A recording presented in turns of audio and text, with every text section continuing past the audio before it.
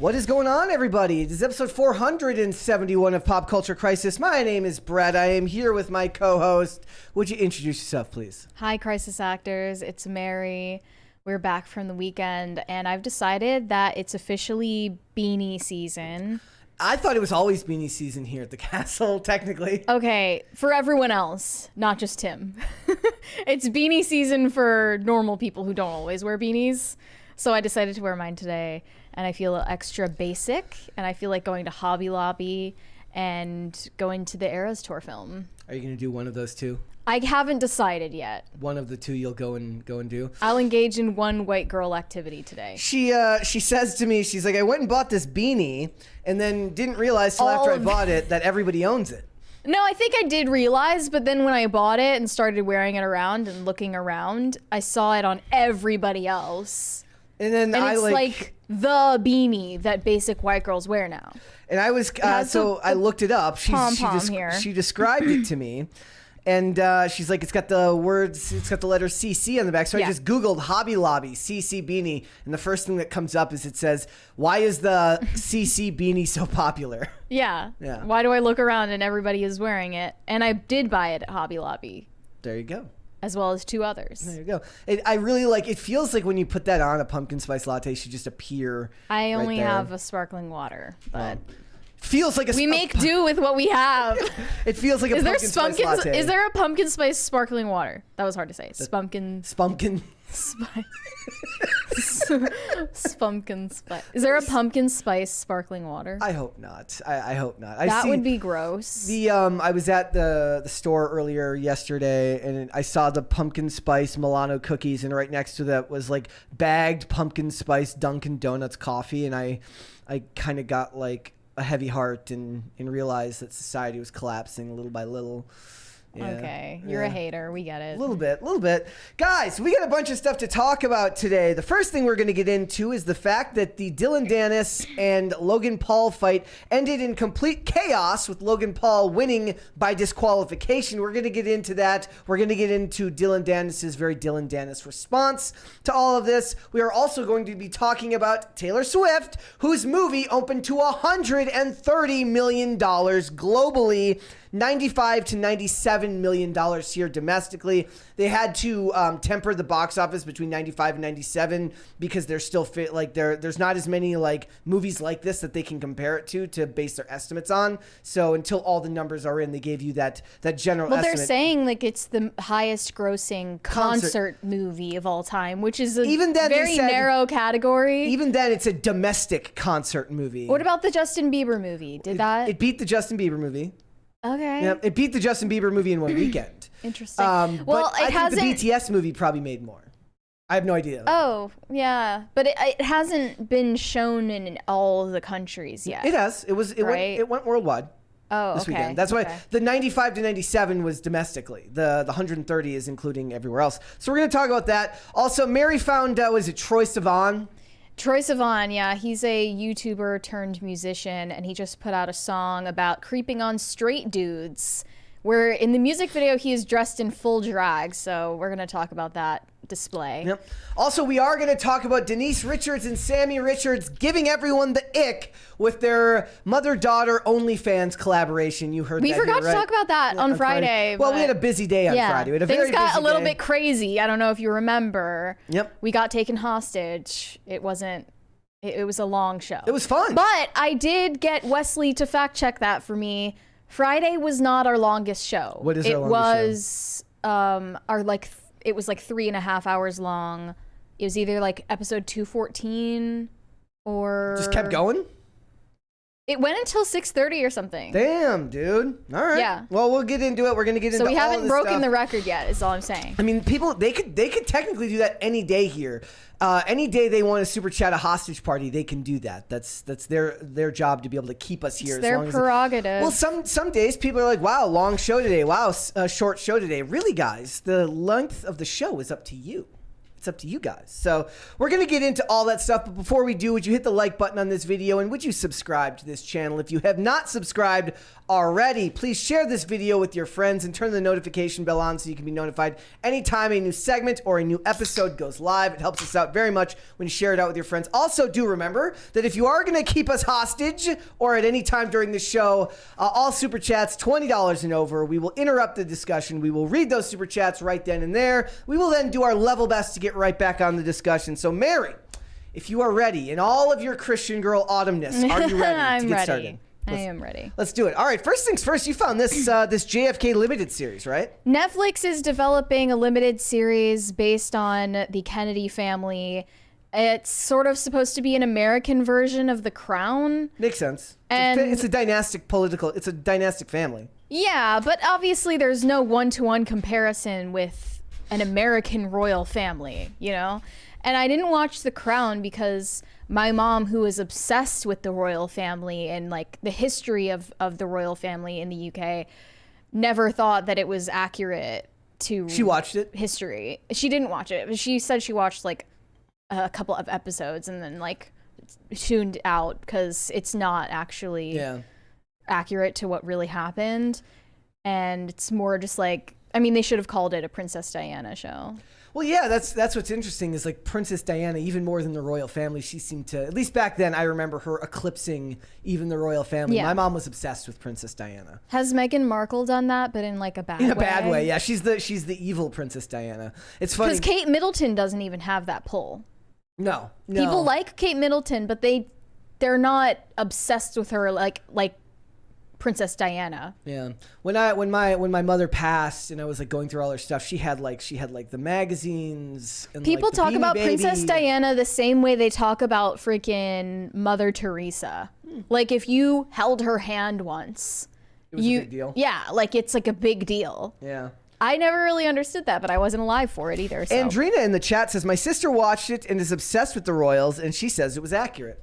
So I don't know. I'm not obsessed with the royal family, and I don't know anything about it. Yeah. So, but up to you guys. It's coming to Netflix from the Killers of the Flower Moon co-writer Eric Roth. This doesn't really interest me. Who cares? But there could. I mean, I can definitely imagine. I wanted to that the show audience how would evil cross the over. Kennedy family is, just like Chappaquiddick did. Did you see that?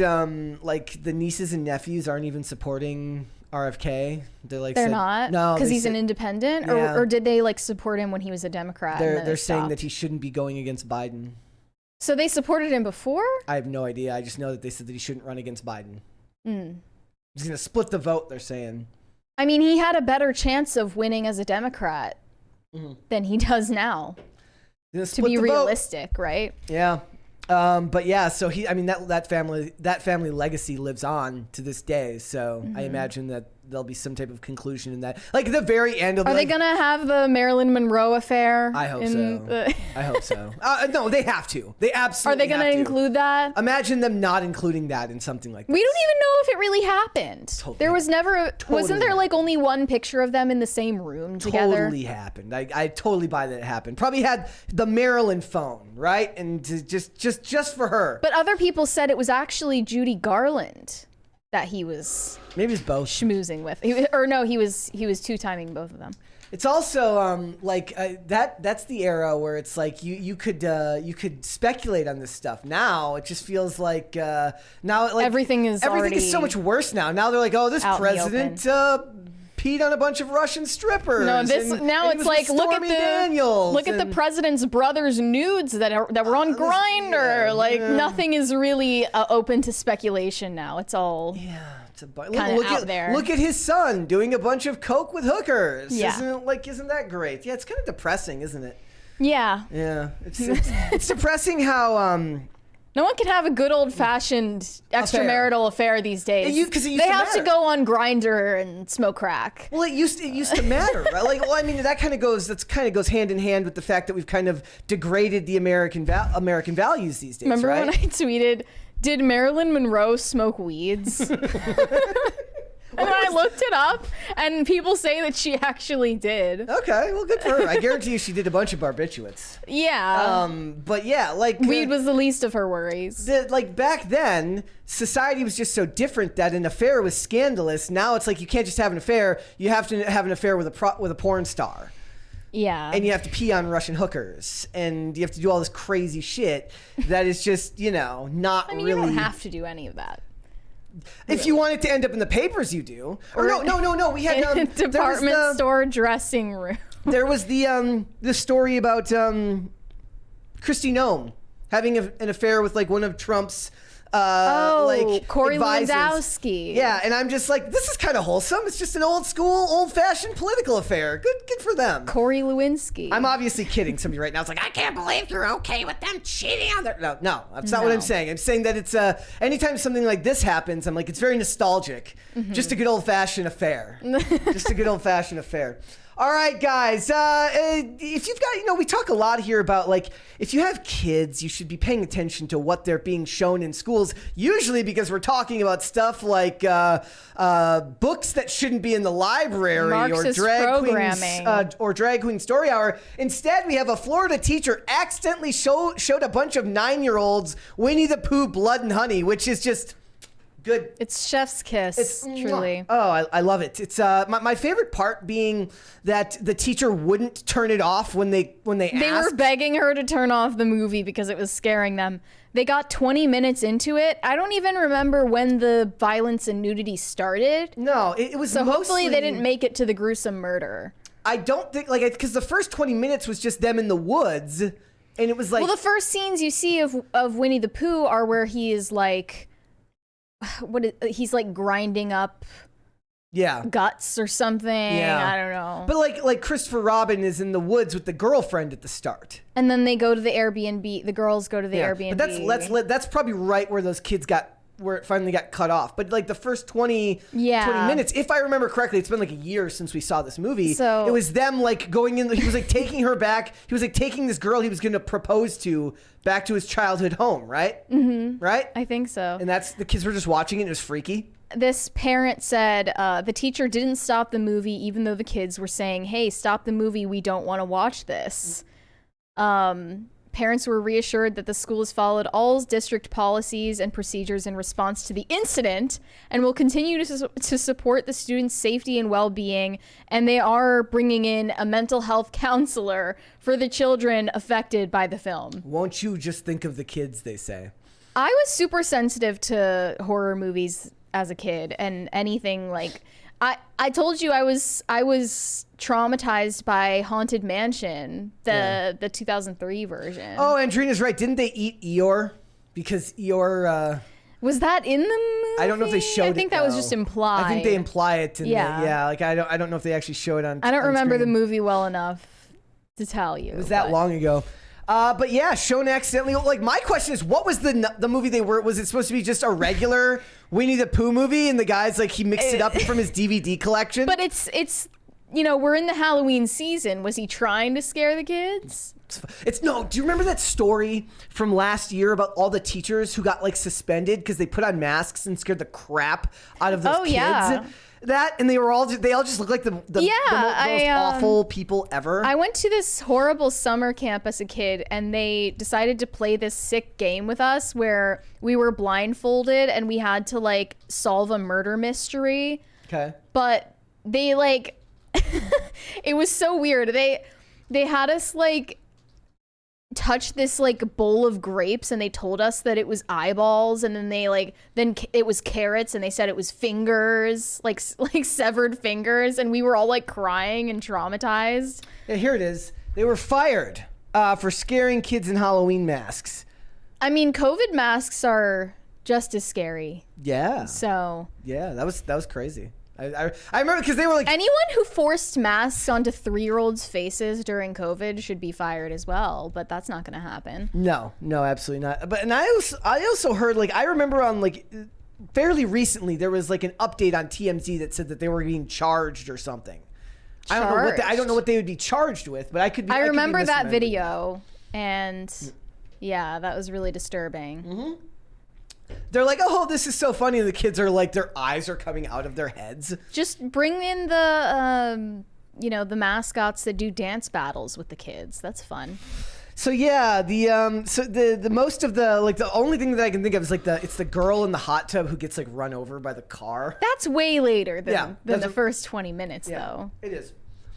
But that was the first thing I thought of when I saw it. Was that I hope they didn't have to see that part, because that wouldn't have been good. The first stuff that's inappropriate is the girls wearing no clothes.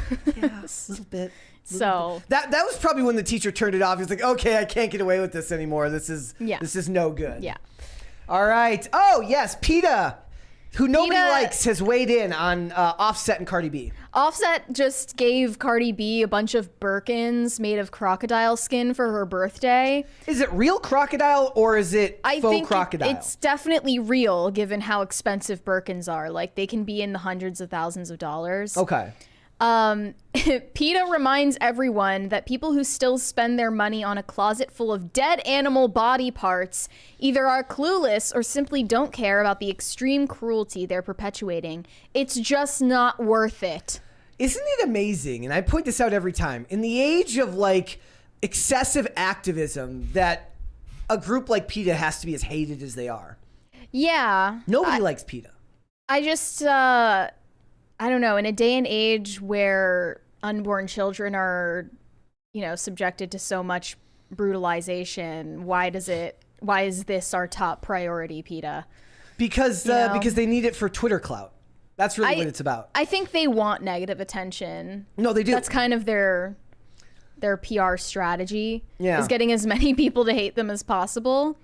And they're thousands of dollars, right? I hear Birkins are the most expensive designer bags literally on the planet. Some of them are one of a kind. I think I was just watching a Jeffree Star video where he was talking about how he got rid of a bunch of his designer possessions when he moved to Wyoming, and he had this whole closet full of Birkins that was worth $7 million total, and he sold 90% of them. There was no room in his Wyoming house for his Birkin purse, his Birkin bag. It's funny, he bought a house that's $2 million or something in Wyoming, and it was 10 times more land and space than he had in LA. Yeah. In a similar huge 25,000 square foot mansion. What's the for next a fraction rung of the down? price? What's the next rung down from a Birkin? I don't know. I'm not I don't know. knowledgeable about designer brands like that, but I know Birkins are the top brand. That's the most expensive. Doesn't PETA isn't some of them are $1 million worth per bag? And isn't PETA known for killing animals pretty easily? Well, they have animal shelters where they put them down. Most of them get put down. Yeah. Yeah, and they're criticized for that. Yeah, I don't know much about them, but oh, also they've had their own share of controversies. That's for sure. I did see this though, which made me think of it. I just learned, this is a meme I found. It says, I just learned today that Cardi B's real name is Belcalis Almanzar. I said that out loud and my furniture started floating. That was what the meme said. Is it really? I guess. I never knew that. I mean, I guess I didn't believe that Cardi B was her real name. I never thought that, but I never went to the effort of finding out what her real name was. So what do you think Sexy Red's real name is then? Let's find out. Shall we? Because she's pregnant. I just saw that she was pregnant. Yeah. Yeah. Do we know who the baby daddy is? I do not know who the baby daddy is. Her name is Janae Nira Wary. But Janelle Monáe was taken, so she had to go with something else. And it's Janae, not Janelle. Still. There's a difference. I know. Yeah, so I hope she finds out who the father is. But yeah, PETA always stays in the news, and I just laugh that in an age where activism is so popular, nobody seems to like PETA. Never do. All right. Oh, guys, I put a poll up today. Pertains to the poll today, yes. I put a poll up today that says, who is more toxic to their husband, Jennifer Lopez or Jada Pinkett Smith? There's this tweet here from someone named Jolene on Twitter, says, just when I needed him the most, new pics of Ben Affleck struggling with the unbearable weight of being alive while on a Dunkin' Donuts run just dropped. He's just going to Dunkin' Donuts to have an excuse to leave the house where Jennifer Lopez is constantly berating him. He always looks so put upon.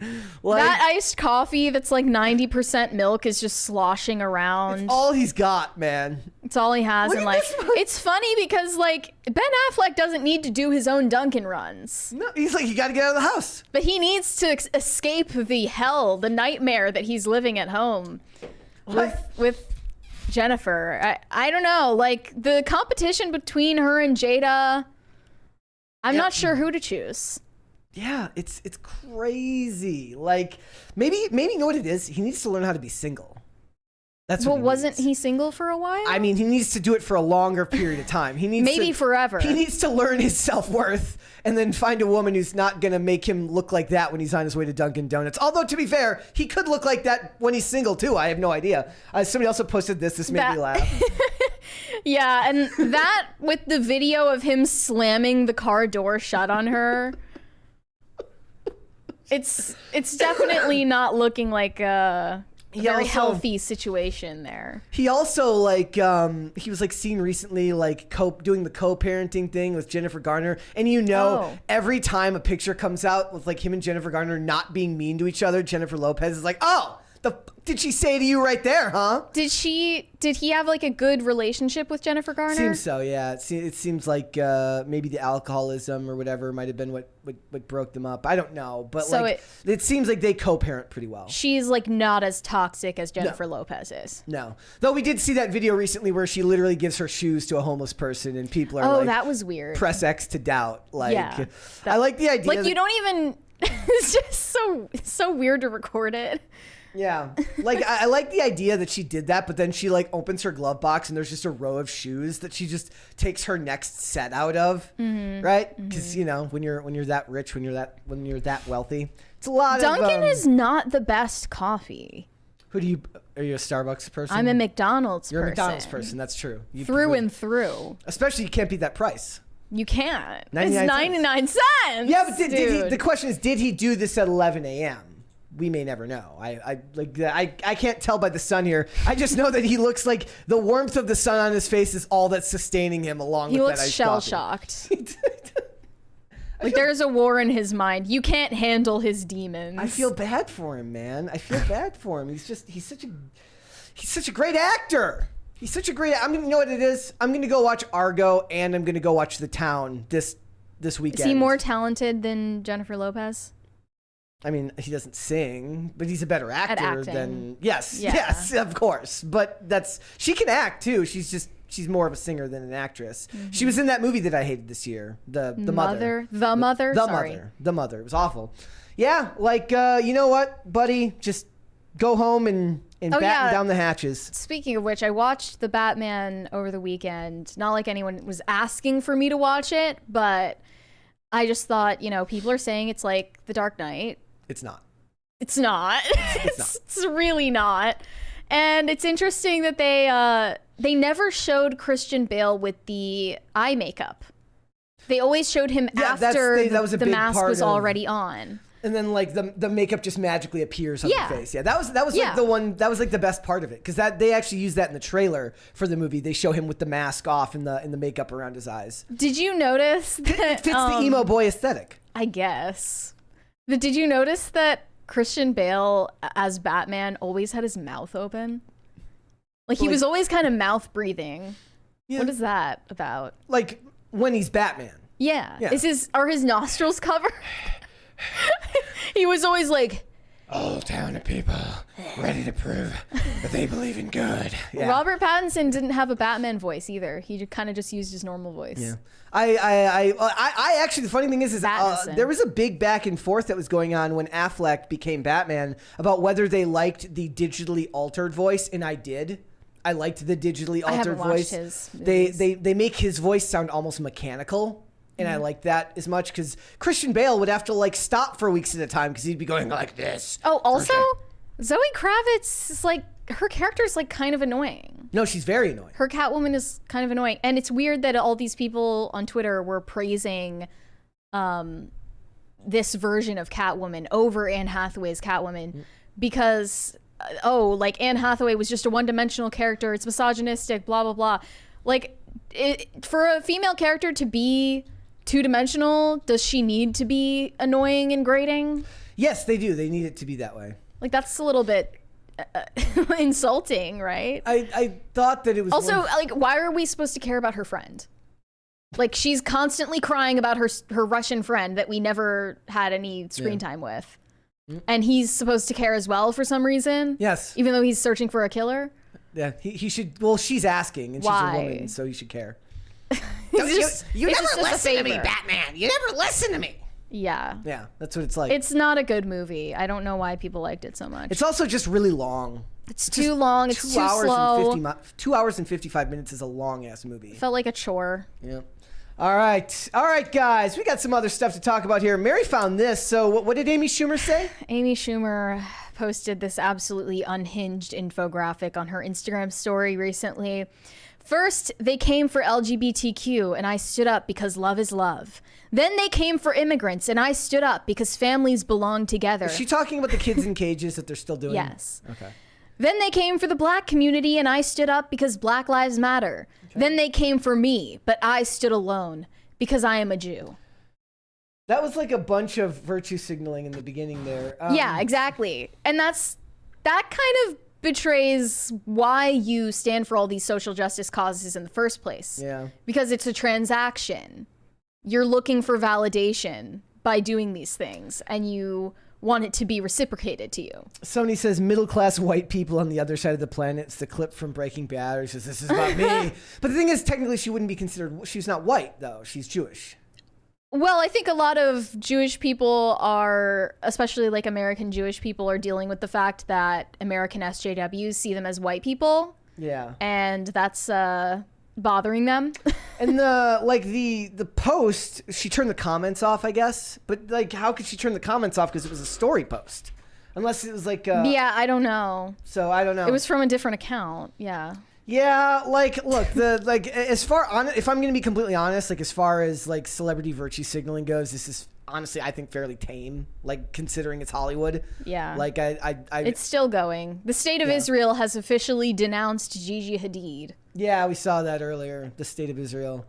Yeah, it's going to keep happening. This stuff is not going to stop anytime soon. Hollywood's in a minefield right now. They got a lot to deal with.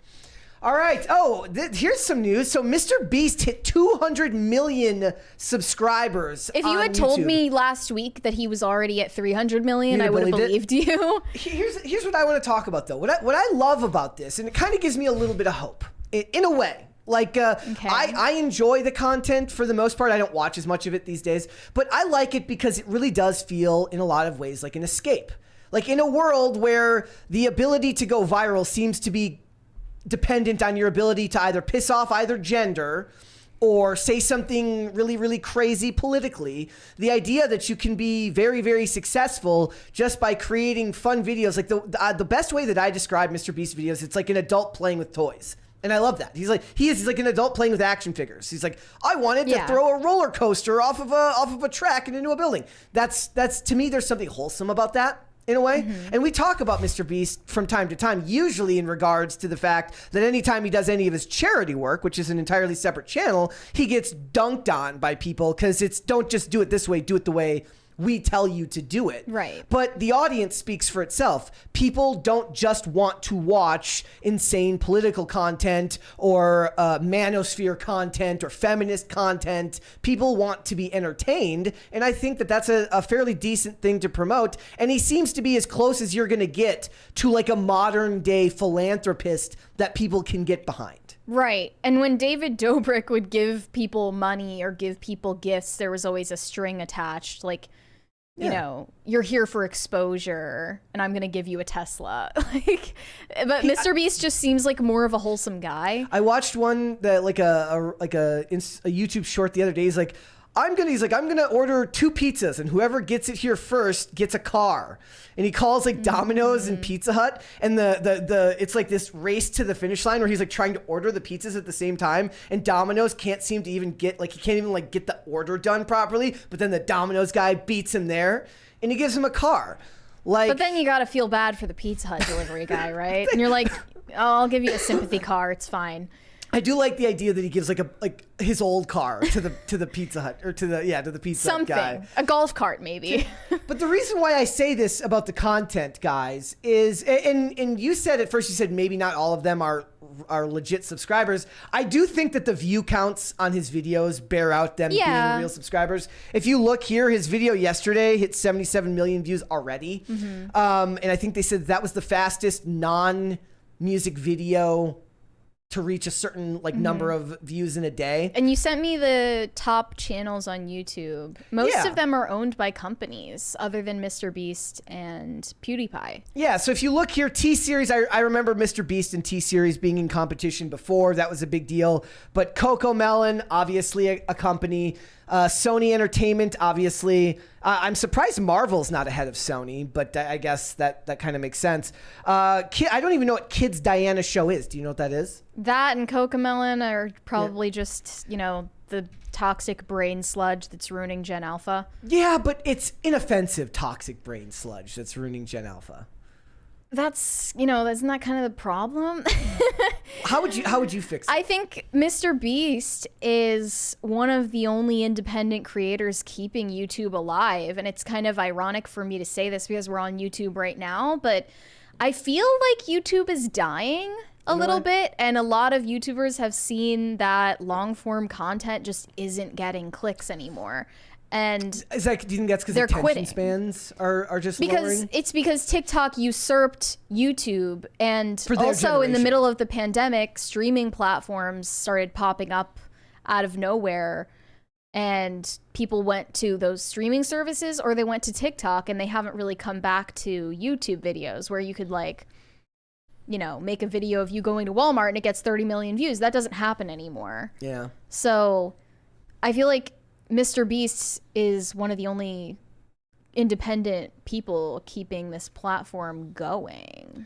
And YouTube treats its creators a little bit better than other platforms do. Like TikTok is so censorious. And no money to be made. Instagram is the same. And there's no ad revenue to be made on those platforms. There was a time when you could actually when there was actual revenue sharing on Instagram. Yeah, but then they realized that people were making too much money and they stopped it. It was like 4 months they did it. Yeah. And it was crazy. I think you can still, but it's nothing compared to YouTube. No, they still do like people can donate. Basically, all of these companies just set up ways in which companies like us with Superchats, right? Like you can donate to people through specific videos. Like, did you like this video? You can give someone a tip on that video. And YouTube is like the black market dealer on the side taking 10%, or in this case 30% all the time. I don't know how much Instagram takes from that stuff, but MrBeast we recently talked about, he did an interview where he said he's like, I don't know how much longer I can do this. Remember that? He's like, he looked really sad. It was like this, he's like it's a lot of work. He's like, I work 18-20 hours a day. I'm always working. He says we hit 200 million subscribers. If you travel back in time and showed this screenshot to me when I was 13, there is zero shot he'd believe it's real. How old is he now? He's 20, in his mid-20s? He's only 26 or something, 26? Right? He's saying now that he's got years left in the tank. He's 25, and in that interview, he's like, I don't know if I can do this anymore. He could retire forever if he wanted to. Yeah, he doesn't need to keep working if he doesn't I don't think he should. But I think that there's something to be said about needing a space, needing those top creators to not always have to be political. Not be political and also not be owned by a corporation. Yeah. Some of the other ones on that list are not, Vlad and Nikki, which I do not watch. PewDiePie is obviously number 6, not owned by, but he's still on a break, right? He's still on a break. Well, ever since he became a parent, it's harder to focus on making content. He doesn't really need to. He's semi-hiatus. I don't even know how much you can count a musician being in their own channel. It's still a corporation in a way, right? Because the revenue's split between you and the record label. So it's not even quite the same thing.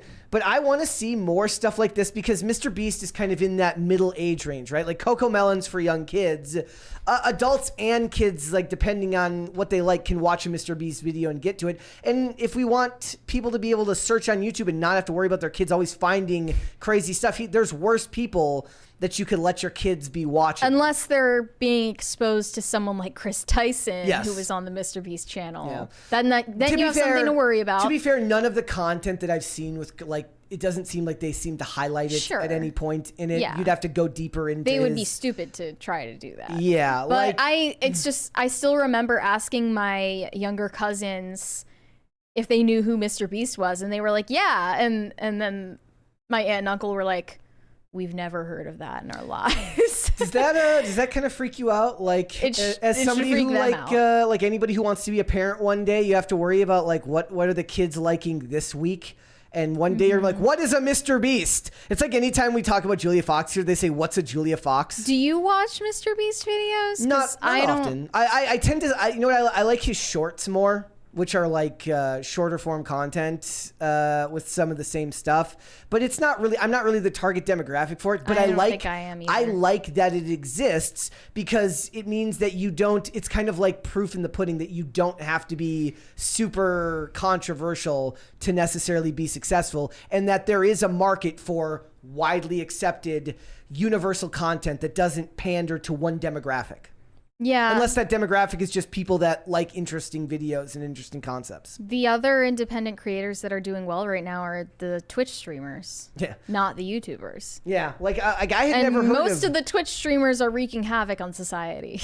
Yeah, well, that's the other thing, right? Like he's doing At this least in like private MrBeast has a settings. net positive effect on the world. He's not going around and saying, "What's your body count?" Yeah. to a bunch of strangers. That's good. We need need more of that. Now, granted, for him, like there's a lot of like production value behind it. Like there's a lot of money invested in a lot of these projects. But he also has his philanthropy channel, and he's got the gaming channel. He's got all sorts of content, and he's proved that it works as a business model. But it's just I want to see more of it in the vein of getting away from the political nature of highly successful channels, right? Like you don't need to necessarily be controversial, and I think that your kids will be happier for it if they don't have to be just inundated with endless controversial political content. Feminist content, manosphere type red pill content. It doesn't all have to be that. Shows you how big the world is, I think. Yeah, protect them from the alt-right pipeline on YouTube. Exactly. How many rungs down the ladder is MrBeast from the alt-right pipeline? Where does MrBeast? Who does MrBeast send you to next? Depends who you ask. Like who wouldn't like? Oh, you looked at MrBeast and then you like in your recommends comes a video talking about Chris Tyson and his transition. Oh no, you watch that video and then it sends you to a Paul Joseph Watson video. Oh no, and then you end up somewhere else and then you're somewhere you never needed to be. It's so weird how MrBeast like recounted the story of when he lived with Chris Tyson, like they were friends, and he walked in on him cross-dressing and was like, we can talk if you want to talk. And then he was like, no. And then he just walked out of the room. And they never spoke of it again. I mean, that's like true bros would. If I'm being completely honest, if that happened to me, like if I walked in on somebody who was like, it'd probably be the exact same thing. Yeah. I'd be like, so, something going on? I just don't think he needed to comment on that situation at all. Yeah, he's like, yeah, that reminds me of the time I walked in on him. And he didn't need to comment support. He didn't need to say like, oh, Chris is the happiest I've ever seen him in my life. Like, Yeah. you don't need to affirm. Like, that's what everyone else is doing. Yeah. And your channel and your persona is supposed to be apolitical and have mass appeal. And it's for younger people, like a lot of young kids. I didn't think that was cool of him. At least to he's get not involved in that. At least he's not running around doing pranks on people who aren't already involved in the thing. Mm-hmm. Yeah. No street interviews and no pranks. Yeah. Count your blessings, I Exactly. guess. All right. What would you like to see first? Would you like to see cringe or would you like to see cute of the day? Let's start with cringe. Okay. All right, I found this one. I actually found this one before. This is an old clip, but I had to resend it because I wasn't able to. I like lost it before the place that I showed it originally. Okay. Like it got deleted, and then yeah, this clip is one of my favorites. This guy's great. Here we go.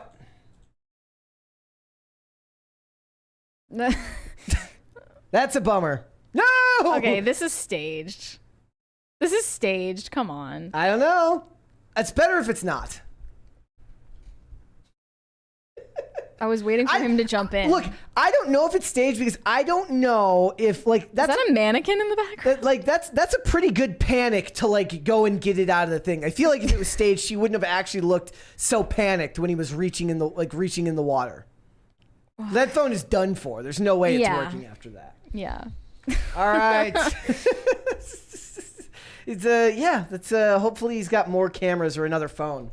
All right, I got a bunch of Cute of the Days, guys. So if you guys have submissions for Cute of the Day, please go ahead and send them in. But let's start here from Platty on Twitter. It says, our fluffy princess Macy and my sister's cat Gabby the cat. Macy takes care of Gabby like she's one of her puppies. A funny looking pup. 10 Gabbies equals 1 Macy. Yes, absolutely, Macy. Cute.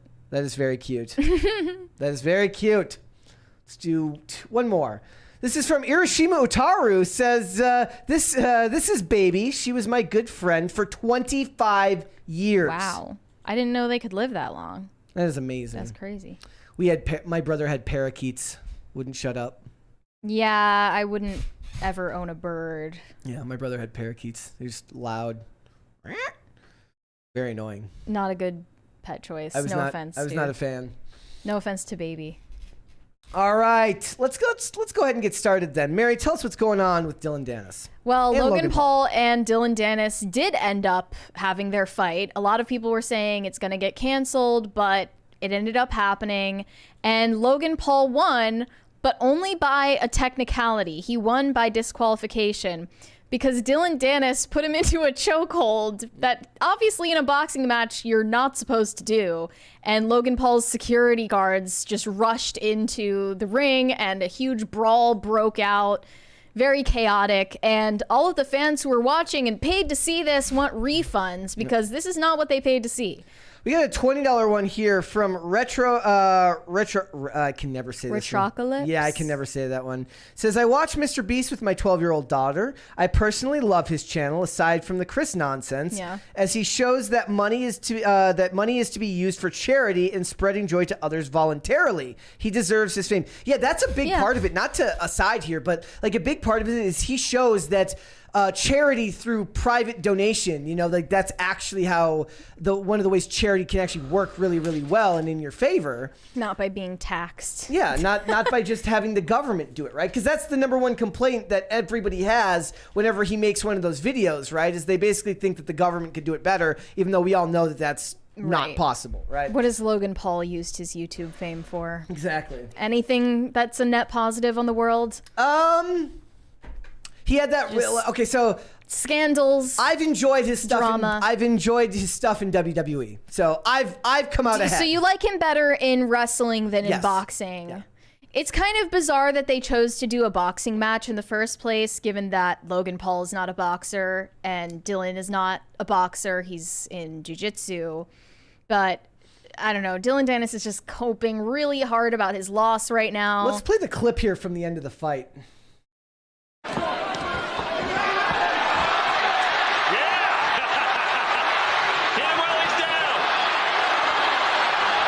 And they just pour in. But Logan basically, it was like 80 punches to 9 or something like that through the first 5 rounds. Yeah. So he was clearly the better fighter. I mean, Dillon probably wanted to do that chokehold, do something illegal so that Logan Paul wins by some technicality and it looks slightly less embarrassing for him. Yeah. Someone in the chat said that they think Dillon Danis was paid to cheat and throw the fight on purpose. I don't I feel like somebody was like, unless his ego is entirely manufactured, like you'd have to pay someone a lot of money to be that prideful. He was talking mad shit on social media before this fight, talking real big talk, and didn't follow through on it when he made it into the ring. Yeah, like I'm saying, like people in combat sports are very proud, right? You have to, you're not necessarily proud, but you have to be very confident in your own abilities, and it takes a lot. It would cost a lot to be able to. Cost more to his ego. Because not just that, they're like, not only do you have to do that. Yeah, we got the big one from you said the name right, so I'll let you say it. Retrocalypse said, "Thank you, Mary, for actually pronouncing my name correctly. Have a crisis party on me." Thank you. Thank you for that. Did the meter update It's updating right now. Okay. It's about to It's right being now. slow. But yeah, it's just slow. But yeah, like that's a lot to ask of someone to put them in that position. Like Yeah. you have to be a overconfident and misogynistic dick for like months, and then you have to get your ass kicked. Like that's a lot to ask of someone. And the court case is still pending. Like, he could still be sued by Nina Agdal, Logan Paul's fiance. Taekwondo guy says that's literally WWE. Yeah, but they're protected now by people knowing that it's fake. Back then, they took the artistry of being considered that and being able to fool people. That was like to them part of like the artistry of what they did, right? So they consider themselves very good at their job because they were able to keep kayfabe alive. Now, as kayfabe is done and gone, like in an industry like this where it's not that, and he's actually using his actual image for this. Like if a pro wrestler goes out and talks mad shit on someone on Twitter now, people at least question whether it's real or not, if they're in the same company. Like, this is like, nobody's questioning whether this is real or not. Their beef was totally real. Yeah. Also, Dillon Danis has tweeted that he is going to be submitting an appeal to the commission over this. Yeah. He doesn't think that Logan Paul should have been declared winner.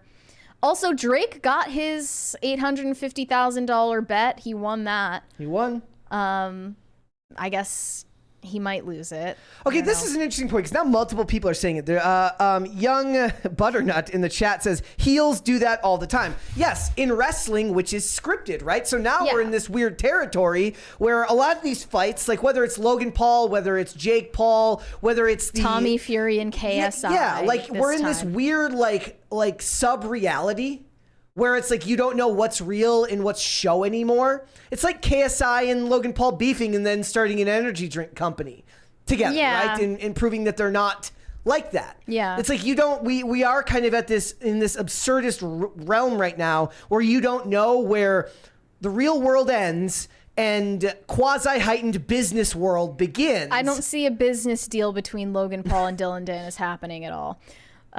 This was Logan Paul's tweet after the fight. Honestly, nothing to be proud about. That dude sucks.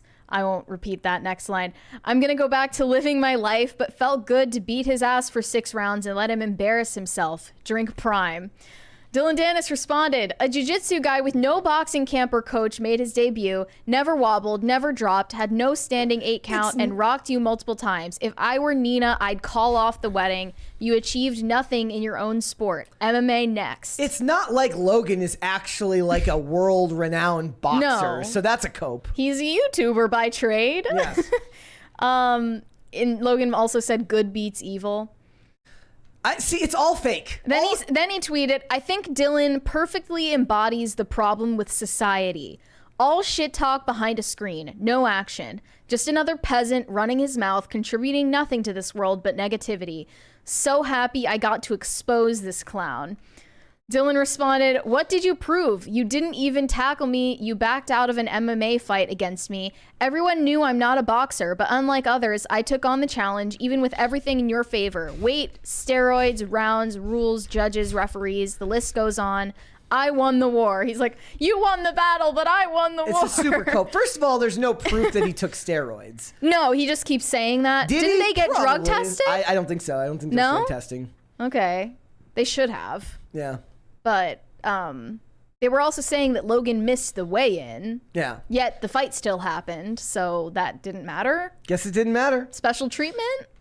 I don't know. It's just like if you have to justify yourself over and over, like I would like maybe I'm just old school, but I would have liked the idea of him like look, you won. Like I understand that was never going to be the outcome of this fight. No. But like I'm still a fan of the idea of the gentleman who like he's like, look, I got my ass kicked. It happens. Like good on ya.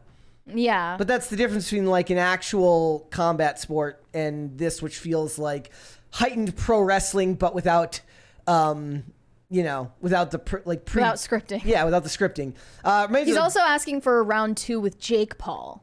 Okay, well that's. I don't think he'll have any better luck against Jake Paul. No. It kind of reminds me of like when WWE did this thing called Brawl for All back in the day, and they had to get rid of it really quick because it was like putting wrestlers in actual boxing matches and actual fights. Thank you. Thank you.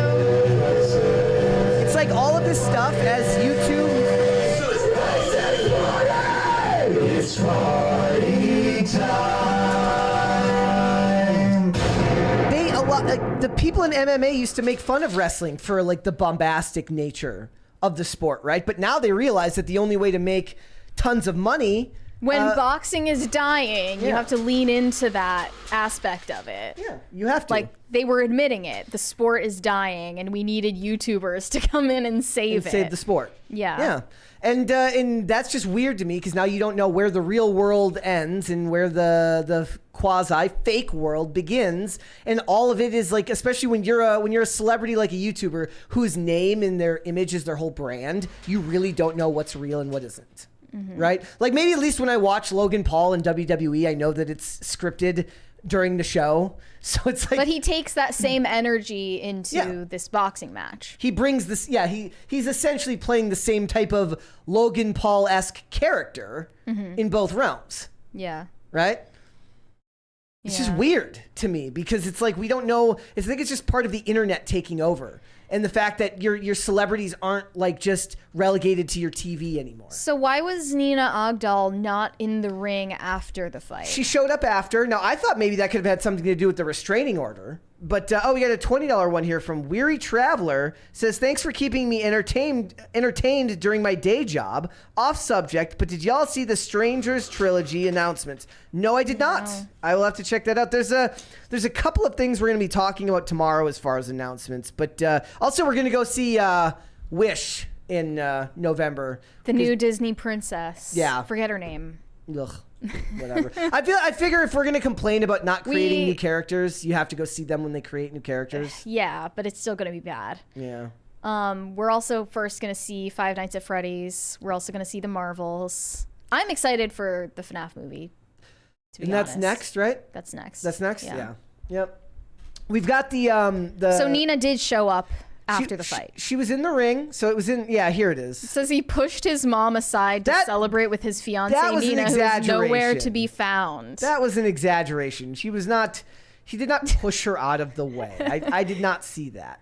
And Jake is in the background with his dangly earrings. Here's the. All right, thank you very much, Todd. I'm here with the winner, Logan Paul. Jake Paul by his side. Logan. I like the Prime Energy drink just up there with the logo. Congratulations. Okay, so there she was. I do have to ask. As you kiss. Is this the closest that Gen Z has to like a male role model? I don't even know who is like a fan of Logan Paul in 2023. Like, I don't get it. Maybe chat can tell me who is a good I knew that like 12-year-olds in the late 2010s were really obsessed with Logan Paul and Jake Paul. Did they stay obsessed or are they over it? Because he's found a new fan base with going into sports. Yeah, like I don't think it's the same people. It's really weird. And you also asked, is all of this really worth it over Nina Agdal? That I did have to ask. I was like, look, all this for like now you get to go and I guess like look, go start your family and hope that and just keep a close eye on those text messages and. I don't know. Like, does he trust her? I have no idea. I just, it doesn't seem worth it to me. But what do I know? What do I know? It's, I don't know if there's a better role model. Like, he's not a good role model. But I'm saying, like, is that how crappy society has gotten? Like, we don't have any like mainstream role models for kids anymore. Yeah, I certainly hope not. The guy who recorded the Suicide Forest. Do you think Logan is on steroids? Yes, probably. Yeah? Probably. Do you think Dillon is? I have no idea. No? I would imagine that he's at the very least. That should be a disqualifier. Well, that's because it's not an official match. It's like it's basically an exhibition because it's not like it's through a sanctioning body or whatever, right? So it's I got nothing other than to wonder. That's crazy. Like, there were a lot of people there watching in person. Yeah, that's a full arena. No Trump. It's too bad. That'd have been great. What do you think Donald Trump thinks of Logan Paul? Do you think Donald Trump has an opinion on Logan Paul? Think that he knows that Logan Paul exists? I bet you he does. Yeah?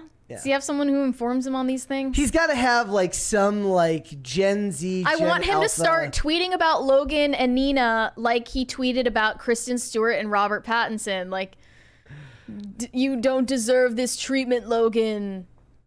It's I would love. She'll cheat on you again. Yeah, like his own version of Robert Pattinson, right? Yeah. Yeah. Oh, that's a perfect idea. He used to be very plugged in.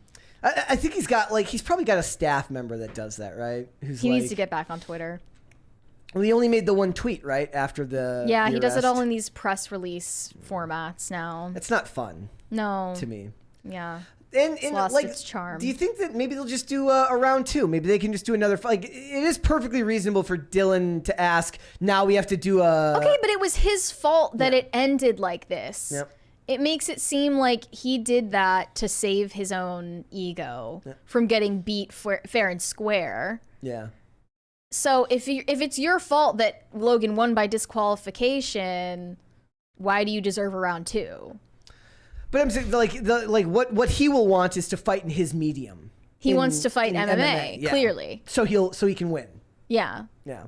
It's just this They should whole story is so uninteresting to me. I want to see the outcome of the court case.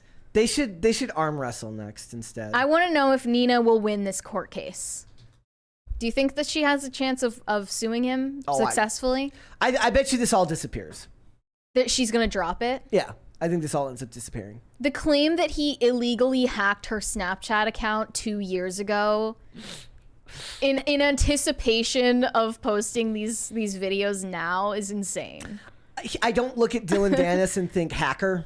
I don't think of him as like playing the long game.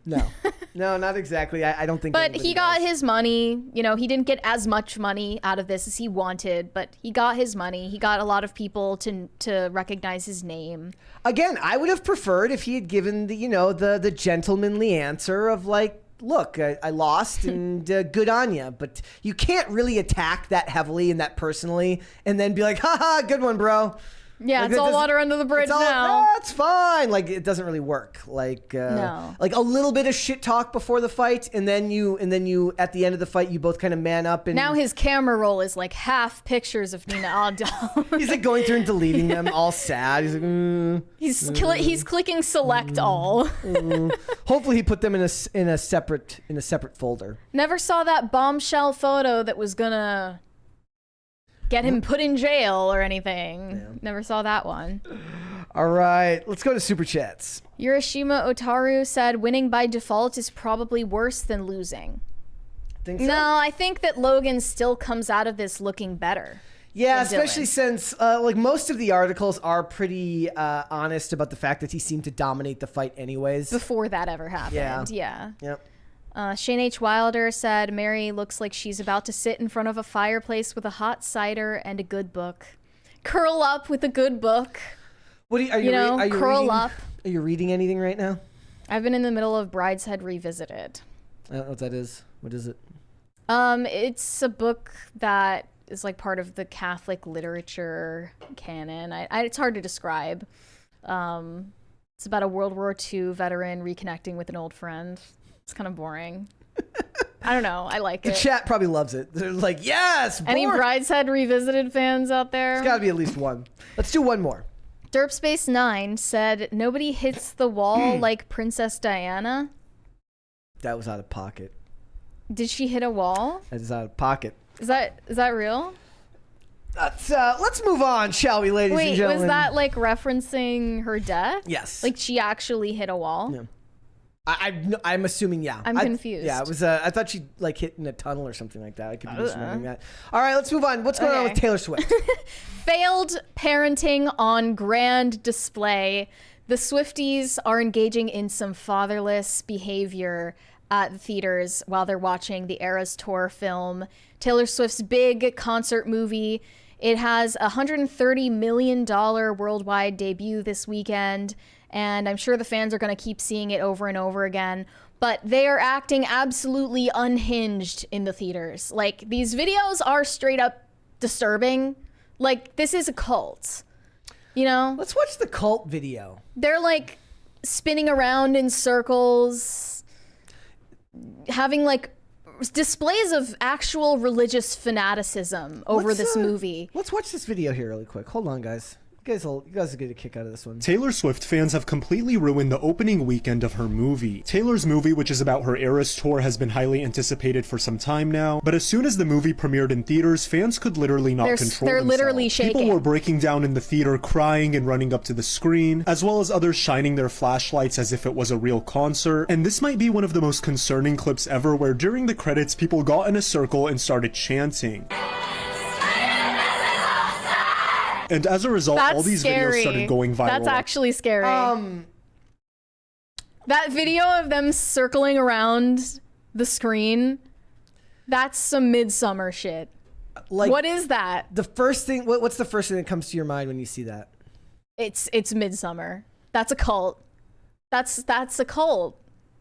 If I was to make like an art installation of that, it would be called SSRIs and Birth Control, a love story. It's a love story, baby. Just say yes. It's a love story between your antidepressants and your birth control, and how American culture has slowly degraded your mind into hero worship of a celebrity. So at some of the showings for this movie, people were behaving themselves, staying seated, singing along when appropriate, not screaming. But some people couldn't follow the rules because Taylor just has that effect on them. Yeah, the point of this is that they weren't supposed to be behaving that way during a movie screen. Here are the rules, official rules on the poster. Singing, yes. Screaming, no. Dancing in your chair, yes. Dancing and blocking those behind you, no. Friendship bracelets, yes. Signs, no. This is not a real concert. She is not actually in the room with you. It is a flat, two-dimensional screen. Why are you acting like this is an actual concert? You know? That doesn't seem appropriate to me. It says some of you are straight up being mean to other Swifties when Taylor and her team literally said, treat this like a concert. Y'all forget that this is the Eras Tour experience for some Swifties. Of course, they are going to dance and sing. If you want silence, watch it at home. Yeah. The Swifties are infighting right now about how you're supposed to act in the theater. One said, at what point does this go from harmlessly having fun to everyone wants to be the main character and doesn't respect anyone else in the theater? I mean, I think I would say it's the latter. I think it speaks more to like just how much she seems to have a hold on people. Like, I think it speaks it bypasses their, you know, like aspects of their brain, and they go crazy. And like in a way, that's impressive. I think it's the fact that the Eras tour was so expensive that this many of her fans never were able to afford I bet seats. you plenty of these people went to the tour as well. Well, what's the point of seeing it on a flat screen then? If you already saw it in person. Because you get to go with your friends and you get to make a night of it again. I guess that's how you market movies now. Yep. Let's watch Crowd of Broken Swifties in the cinemas. They're literally writhing on the floor. They're on their knees, crying. This is insane. This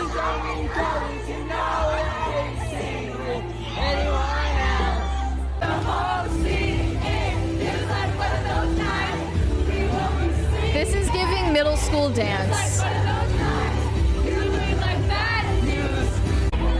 I mean, you know, like... Wait, what is this?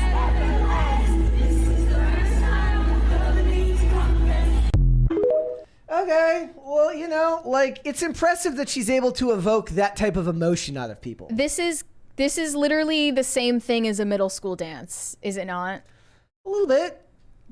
It's giving middle school dance, but you're in your early 20s. I'm loath to like critique them. Like the only one that weirded me out was the singing in a circle, holding hands. That one just Ring Around the Rosie. That one felt culty to me. The rest of it, I'm just like, look, you went to the movie. Now, if I was one of those people in the theater that tried to do it from the seat and tried to actually sit in my seat and watch it like the normal way, I would probably be critiquing them. Just don't go to the Eras Tour film thinking that you're gonna have a peaceful experience. More than being mad at them for how they're behaving, I'm impressed at her for being able to like pull that much emotion out of people in such an emotionally dead society as we seem to have these days.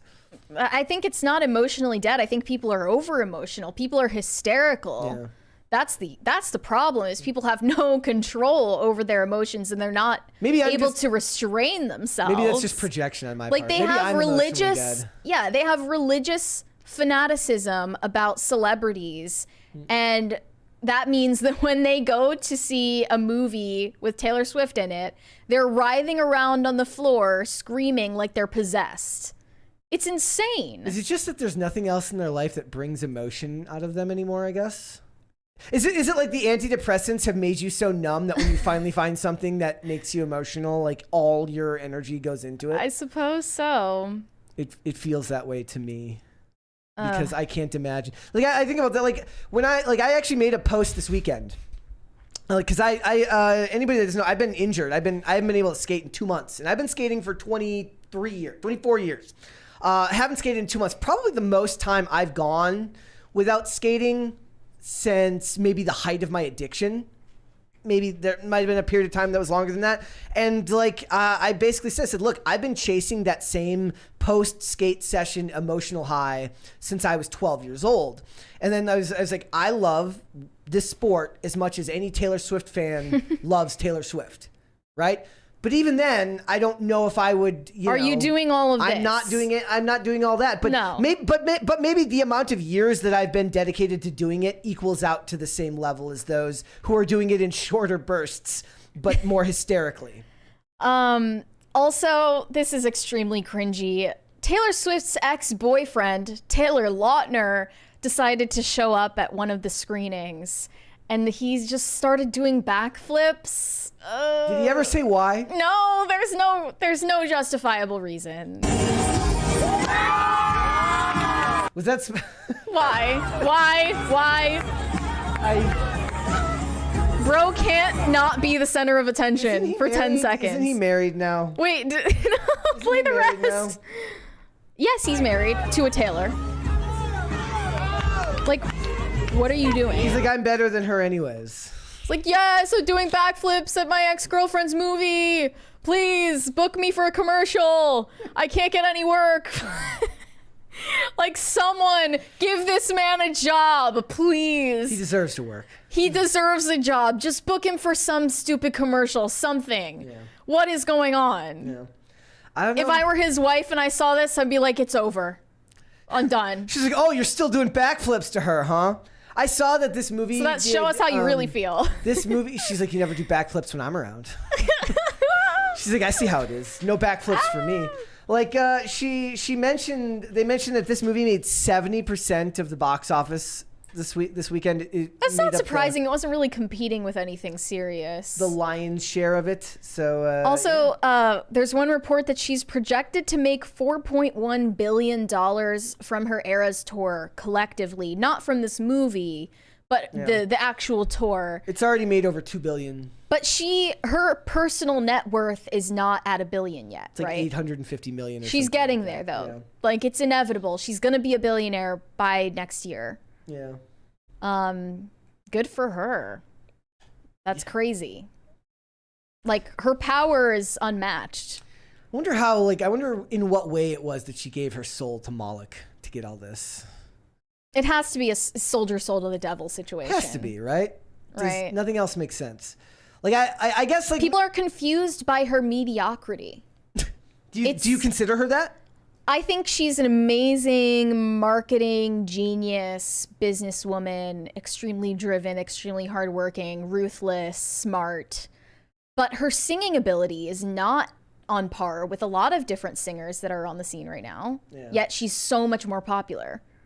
She's not as good of a dancer as a lot of different people that are in the music industry right now. No one cares that she's mediocre at these things. If anything, guys, she has that charisma. It should be a positive sign to somebody. Like, you do not need to be the greatest at something to become the best or to become the most successful. You just need to be the most strategic. Yeah, that's a good thing. Or sell your soul to Moloch. That's also an option. Or sell your soul to the devil. This other Swiftie said that she was handcuffed at the movie theater because she tried to take her collectible popcorn bucket and cups home. It says, you think it's funny. when you're told you're allowed to take the Eras Tour collectible popcorn bucket and cup home, and it's about to be the best night of your life, and then the movie theater employees handcuff you and escort you out, it's the opposite of funny. I'm in tears. First of all, it was copy pasta, but that's not what's funny about it. Read the description of her Twitter name.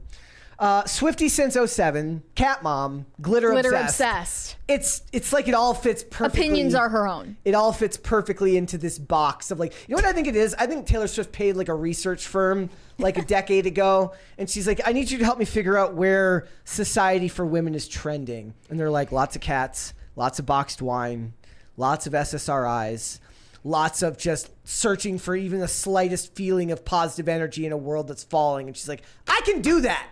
I can be that one dose of positive energy in a world that's falling apart. That's what I think it is. Taylor Swift has a lot of libtard female fans, for sure.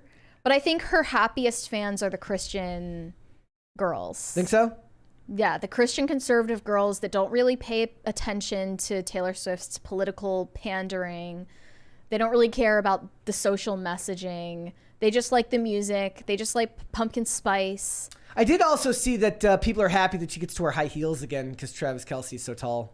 He's still a head above her when she's wearing 6-inch heels. That's, that's something. I actually feel like, given that I'm a They also showed pictures of him holding her purse for her. That was very nice of him. I'm a dummy, but I imagine that somebody, that a very smart person would be able to actually articulate why it is that somebody like her has resonated so heavily in America, given the state of men and women today, given the relationships between men and women today, given how we've evolved in society. She kind of is, she's almost like a weird combination of both girl boss and like romantic. And that's kind of what... But you can't have both. But she tricks you into thinking you can. Yeah. To the tune of $1 billion.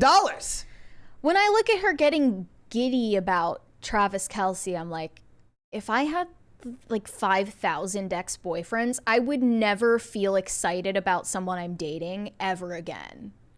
Like, I would be dead inside. I just don't believe it. I can't believe it. I can't buy what she's selling.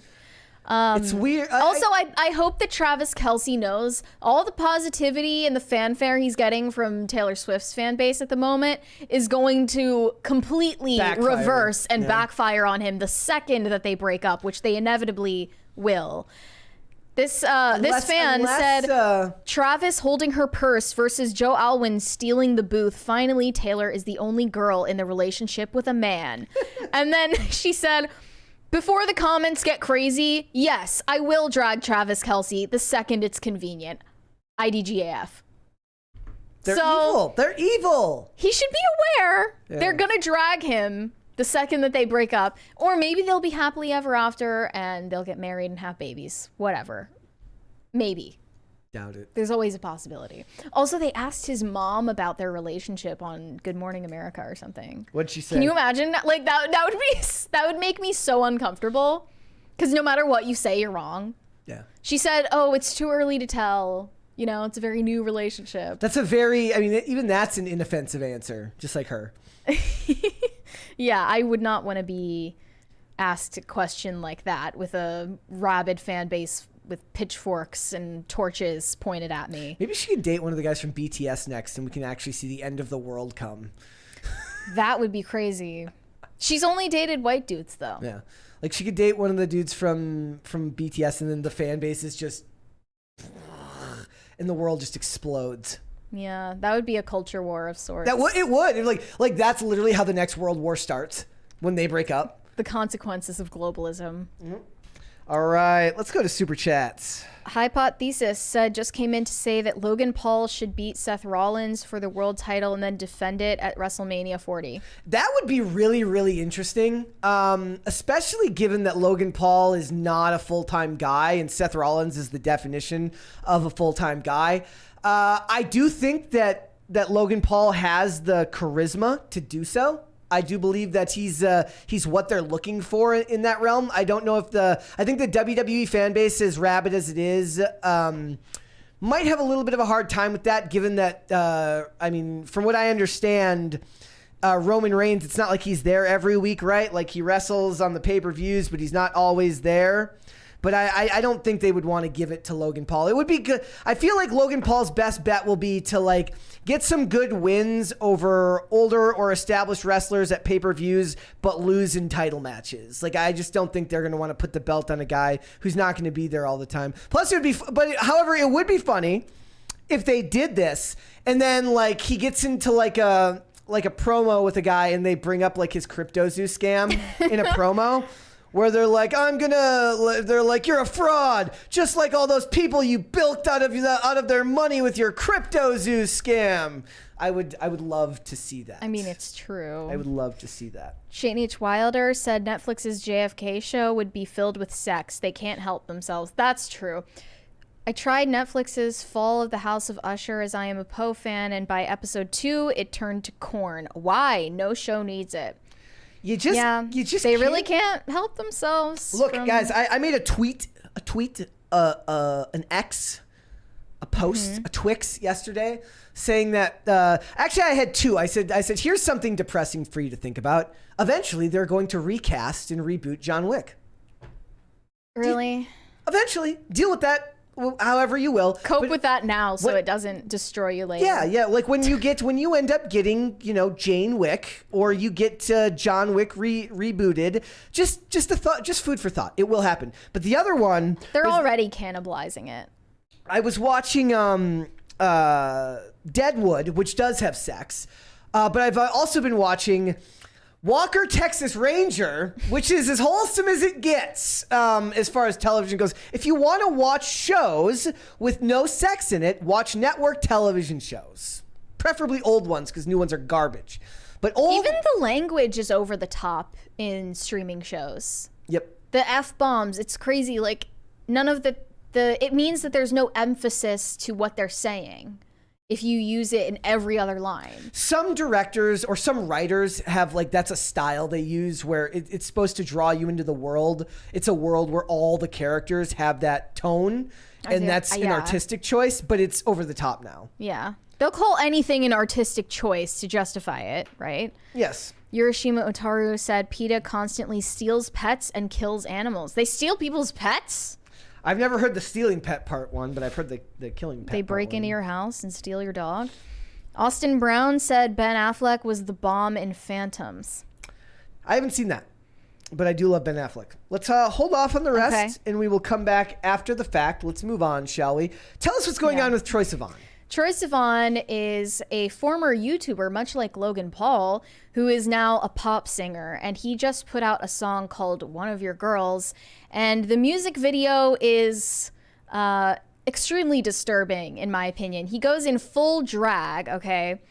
And he is a gay man. He identifies as such, but he went in full drag in this music video with former Disney star Ross Lynch, and the whole song is, I kid you not, about being gay and creeping on straight dudes.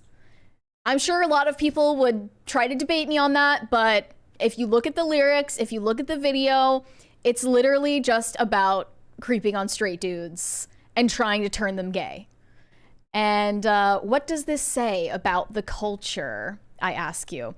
Ollie London tweeted about this and said, Troye Sivan, a prominent LGBTQI+ activist, turns trans in new music video titled One of Your Girls.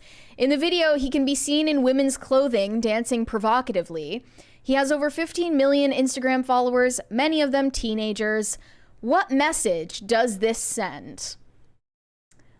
I think I didn't actually have the courage to tweet about this, but I was about to say that this song is a display of a fantasy that a lot of gay men have, which is that they want to be in competition with women. And they have this weird sense of validation from the fantasy of stealing men from their wives or girlfriends.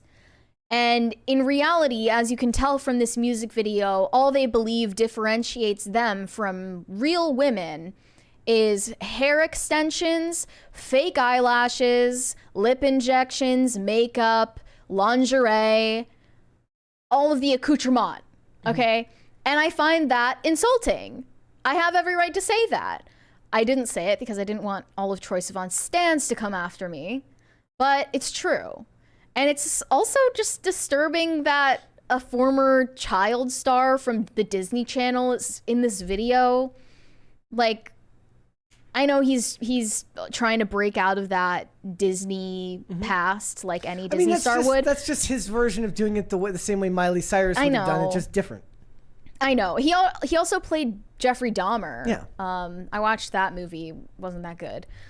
But all of this is just evil. I don't know how else to describe it. And on top of all that, the song isn't even good. You seem to feel about this the way that I felt about Dillon Mulvaney's speech pattern. I mean, I felt the same way about Dillon Mulvaney's speech accepting the Woman of the Year award. I think that is also incredibly disturbing, and I tried my best to articulate why. Yeah. But, like, this is actually insulting to women, and unfortunately the fan base for it is women. Just like with Dillon Mulvaney. Well, the number one thing we seem to learn from most of these instances is that women allow this stuff to happen by inviting it into their spaces.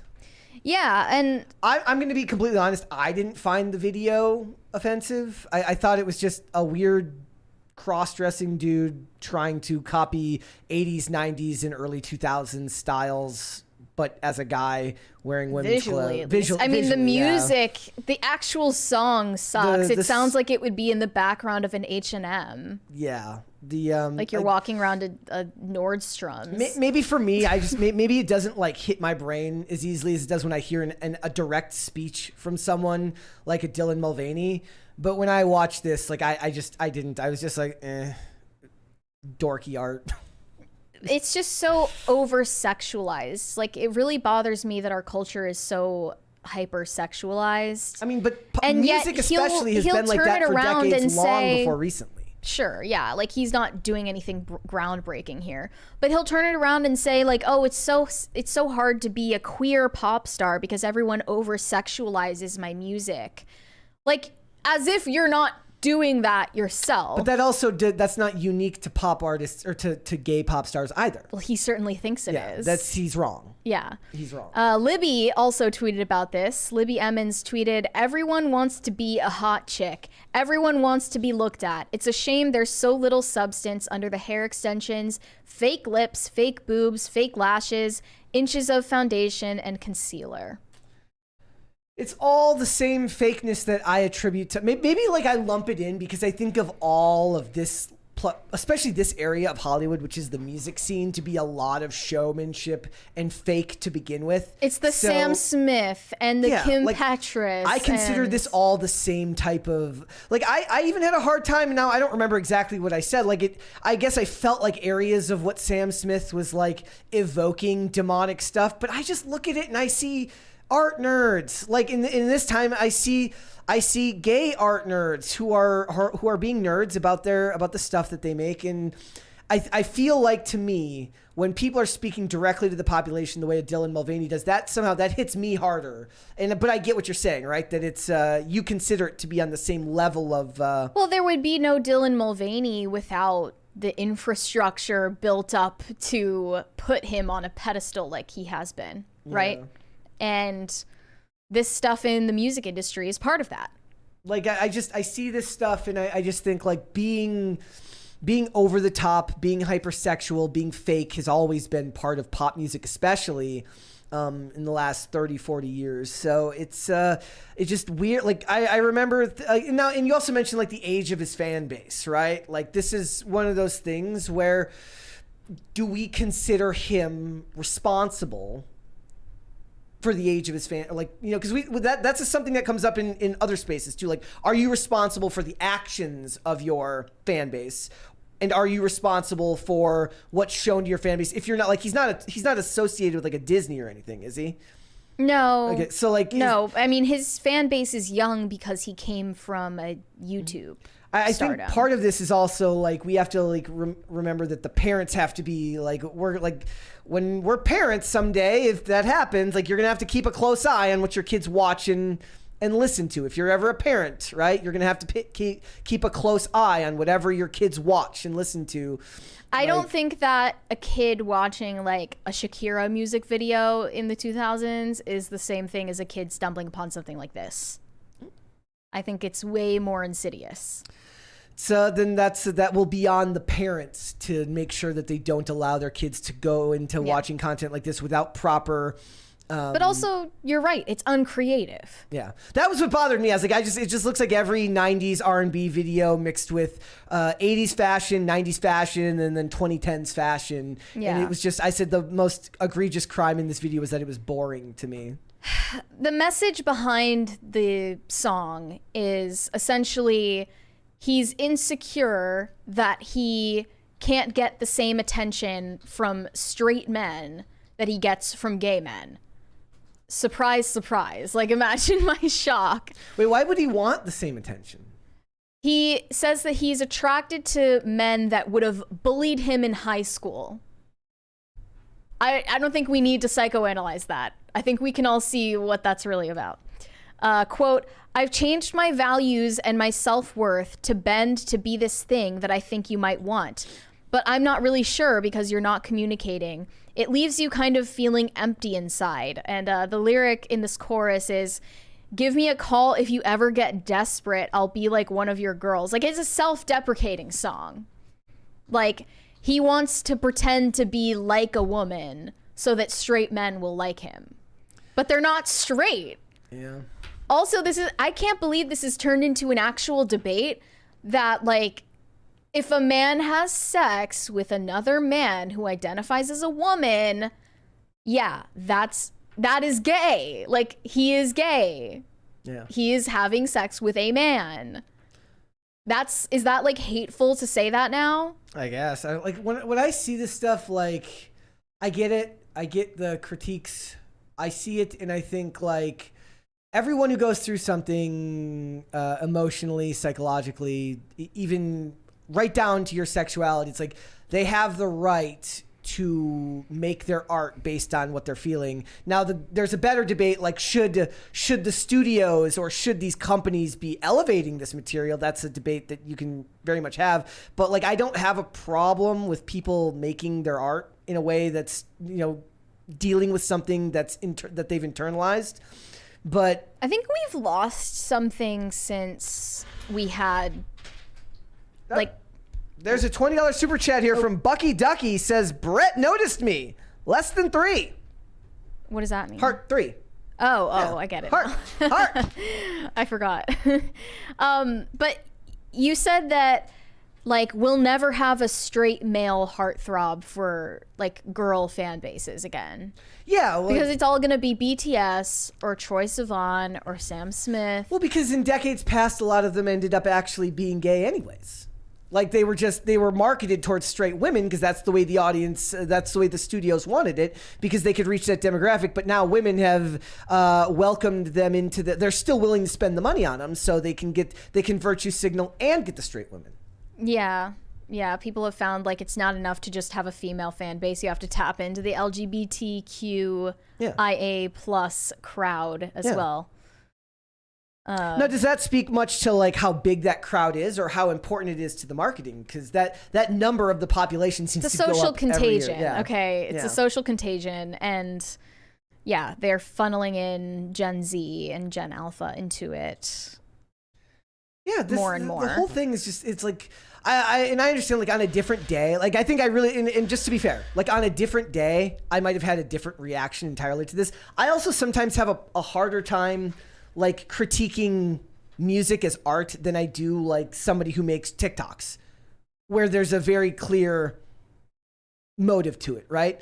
Like, art. There's always a motive behind someone's art, though. I understand, but I'm just saying, like, for me, like, when I see art, I look at that differently, for better or worse, whether I'm right or I'm wrong. I critique someone's art differently than I critique and also I think it's because Dillon seems to be very mired in victimhood, and maybe that's what bothers me more than anything, is the victimhood nature of it. Whereas that's not what I'm seeing from this, even if, you know, the message isn't good.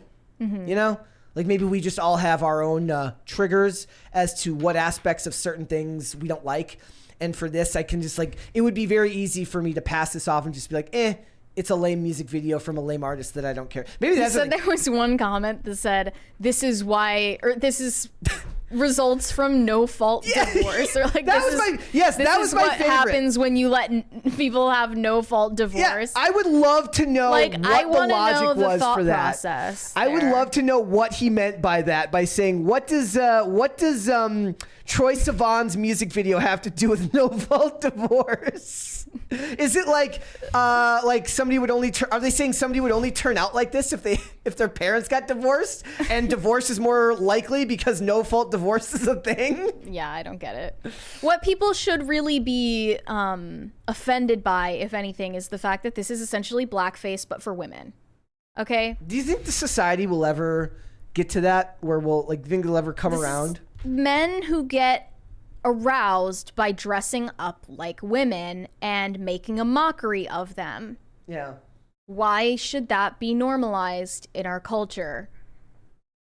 Clearly, blackface is taboo, but woman face is not.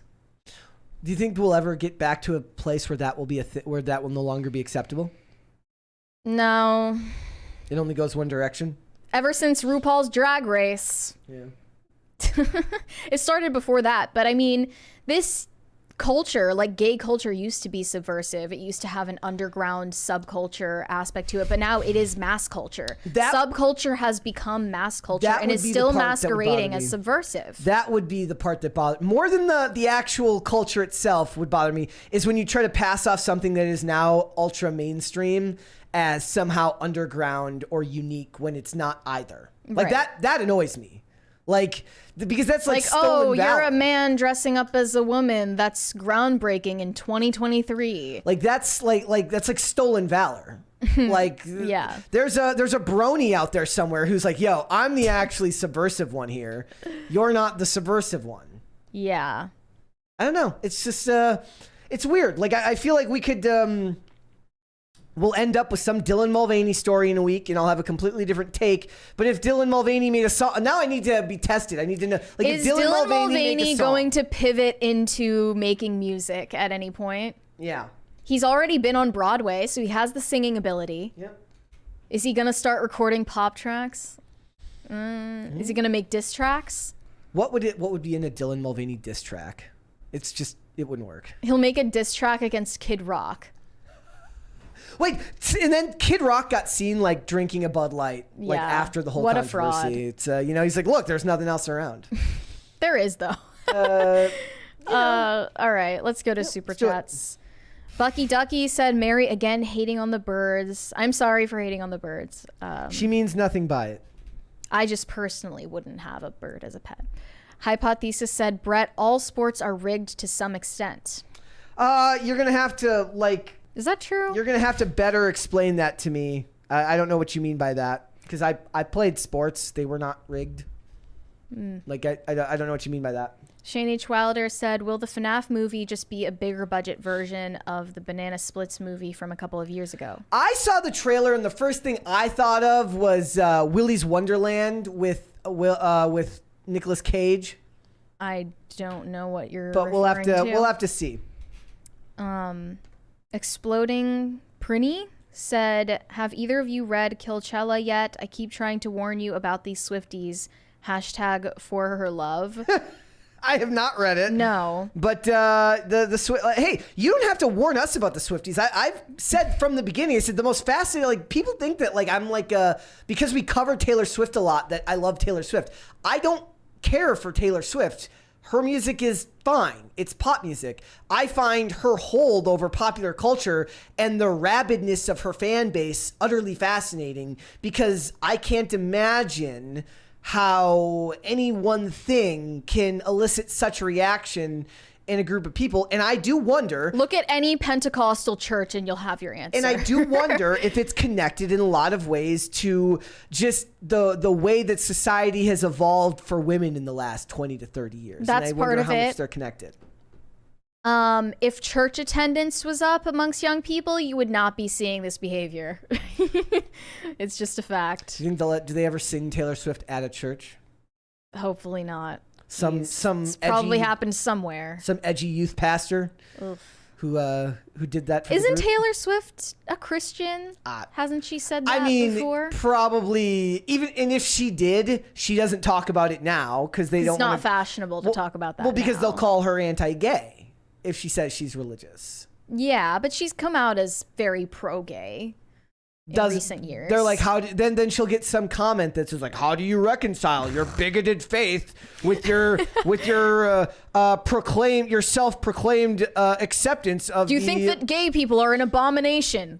Thoughts on that? Yeah, like as if any answer she gives you is going to be enough for you. Shane H. Wilder said, never read Brideshead. I'm reading a book on spiritual warfare called Evidence of Satan in the Modern World by Reverend Monsignor Leon Cristiani and The Imitation of Christ by Thomas A. Kempis. I would like to know, Shane, what the evidence is of, like, I wonder what the evidence they give you is in that book. Like Evidence of Satan? Of Satan in modern culture. I'd be interested to know. We just covered some of it. So that should be enough. Hiroshima Otaru. Let's hold off on the rest and we'll come back after. Okay. All right. Let's talk about Denise Richards, shall we? Yeah, we almost got to this on Friday, but we ran out of time. And I'm sorry, but we have to talk about it. Denise Richards has not only joined OnlyFans after her daughter, Sammy Sheen, did, but she's now advertised an OnlyFans collab with her own daughter. This is really some truly sick stuff. And I'm not kidding. It really happened. She's posted on her OnlyFans page, should my mini-me, Sammy Sheen, and I do another collaboration soon? Is this implying that a mother-daughter OnlyFans collaboration already happened? And they're thinking about doing it again? Like, the best option would be to never do that. The second best option, if you did, is to delete it and never talk about it again.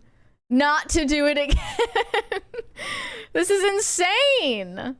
And Sammy Sheen's father, Charlie Sheen, has already expressed his dismay at her being on OnlyFans in the first place.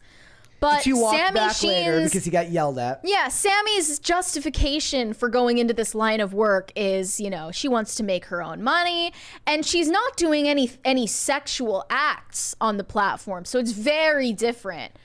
But this girl is 19. She was 18 when she joined the platform. She clearly gained an audience of a bunch of weirdos, and it naturally escalates because in order to keep that audience, they're looking for escalating more and more degenerate content. There's no end to it. So you can start by thinking, oh, I'm just going to post like pictures of myself in a bikini or whatever. But in order to keep that audience coming back and paying you month to month, you're going to have to raise the stakes. Yeah.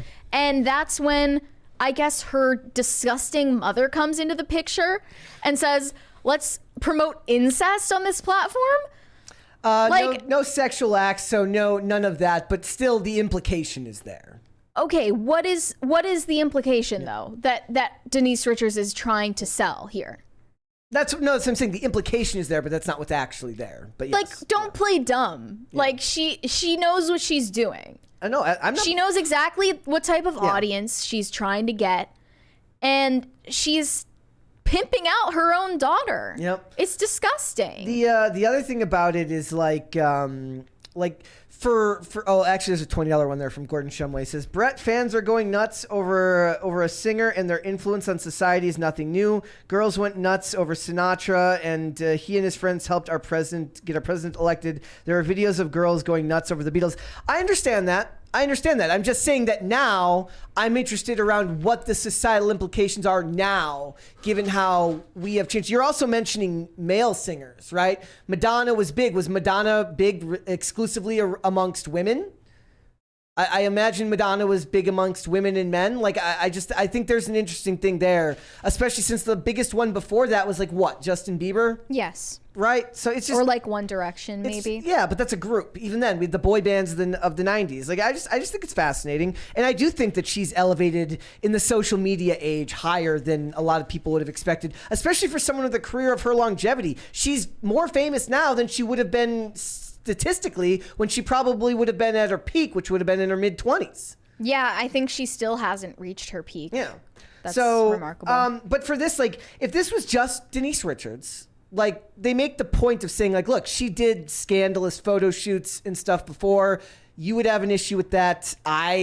She made a lot of studios a lot of money with spicy photo shoots and content, like she was in the movie Wild Things.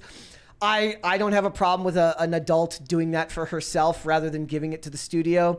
But that's not what we're talking about here. We're talking about the implications of... she joined OnlyFans in solidarity with her 18-year-old daughter against the wishes of her father, her ex-husband. And clearly that's a way that she's trying to get revenge on her ex-husband, which is, again, gross. She's using this as leverage against her ex-husband.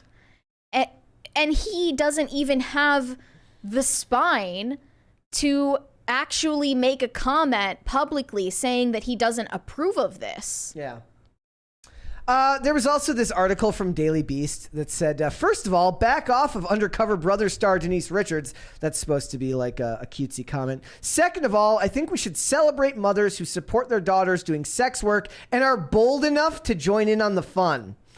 Whenever we hear about the children of famous people entering the sex industry, like Lawrence Fishburne or Steven Spielberg's respective daughters, it's framed as some sort of failure on their part and as part of a stain on their legacy. That's because as much as they want to make it seem like that's not the truth, that is usually how it's perceived by society, right? That is the you truth. had the idea is that, like, look, they're the ones that like to talk about privilege, right? Like, so is the idea that your child was privileged, had all of the upper hand in, you know, all of the opportunities in the world, and still ended up doing this work that society still deems as a lesser thing, right? That's how society sees it.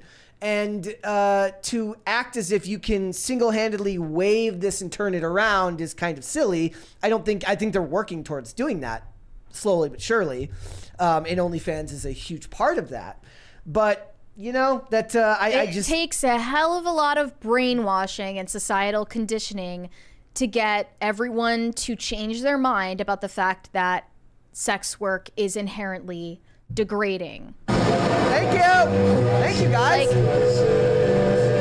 you don't need to brainwash people into thinking that sex work is degrading. That's been common sense for all of human history. And I will state, as I always do, that when we get cases like this, look, whatever your stance is on the degrading nature of the work, I don't care if an adult wants to do this, if it's of their own volition, but I do care about how in 20 years I'm going to have to read the book from Sammy Sheen about how, you know, I was demoralized and degraded in my 20s for the pleasure, and then men will be the bad guys again because they're the ones buying all this stuff. And I would like to see people pivot to taking responsibility for their own actions rather than making it somebody else's fault when you as an adult make a decision to do what you do. She clearly never was raised with any standards for herself, was she? If she grows up at 18 to think that this is an acceptable form of work. I'm sorry, sex work is not work. And if she were raised with any morals whatsoever, she would know that. And do we put this on the men who make these industry, like, this has been you put this on her weak father who Yes. isn't going to take a stand and say that this isn't okay. You put this on her disgusting, self-interested mother who is joining in on the fun, trying to make money for herself and trying to use this as leverage to get back at her ex-husband. And yes, you put this on Sammy Sheen herself because even common sense should tell you that this is degrading and you should not do this and put a stain on your legacy before you're even 20 years old. Yeah. So yeah, everyone here bears responsibility. And you know, like, a lot of the ones that people are pointing out to the contrary now is like, look, if men weren't so ready, willing, and able to spend crap tons of money on these industries, they would disappear. But the market is still there. Because, like, nobody thinks they know someone that subscribes to an OnlyFans account. Yeah. But maybe more people know OnlyFans customers than they think. Like it's the realities of the free market, right? Like as long as there's a market to fill, as long as there are men that are willing to pay money for this, there are going to be people that are going to fill this void. There are a few million registered creators on the OnlyFans platform, like 2 million. Count out the ones that are inactive or the ones that never made any content in the first place. Count out the ones who are in like the bottom 90%, okay, that make like $2 a month. There aren't really that many OnlyFans creators, and there is a very, very minuscule portion of them that actually make a living doing this.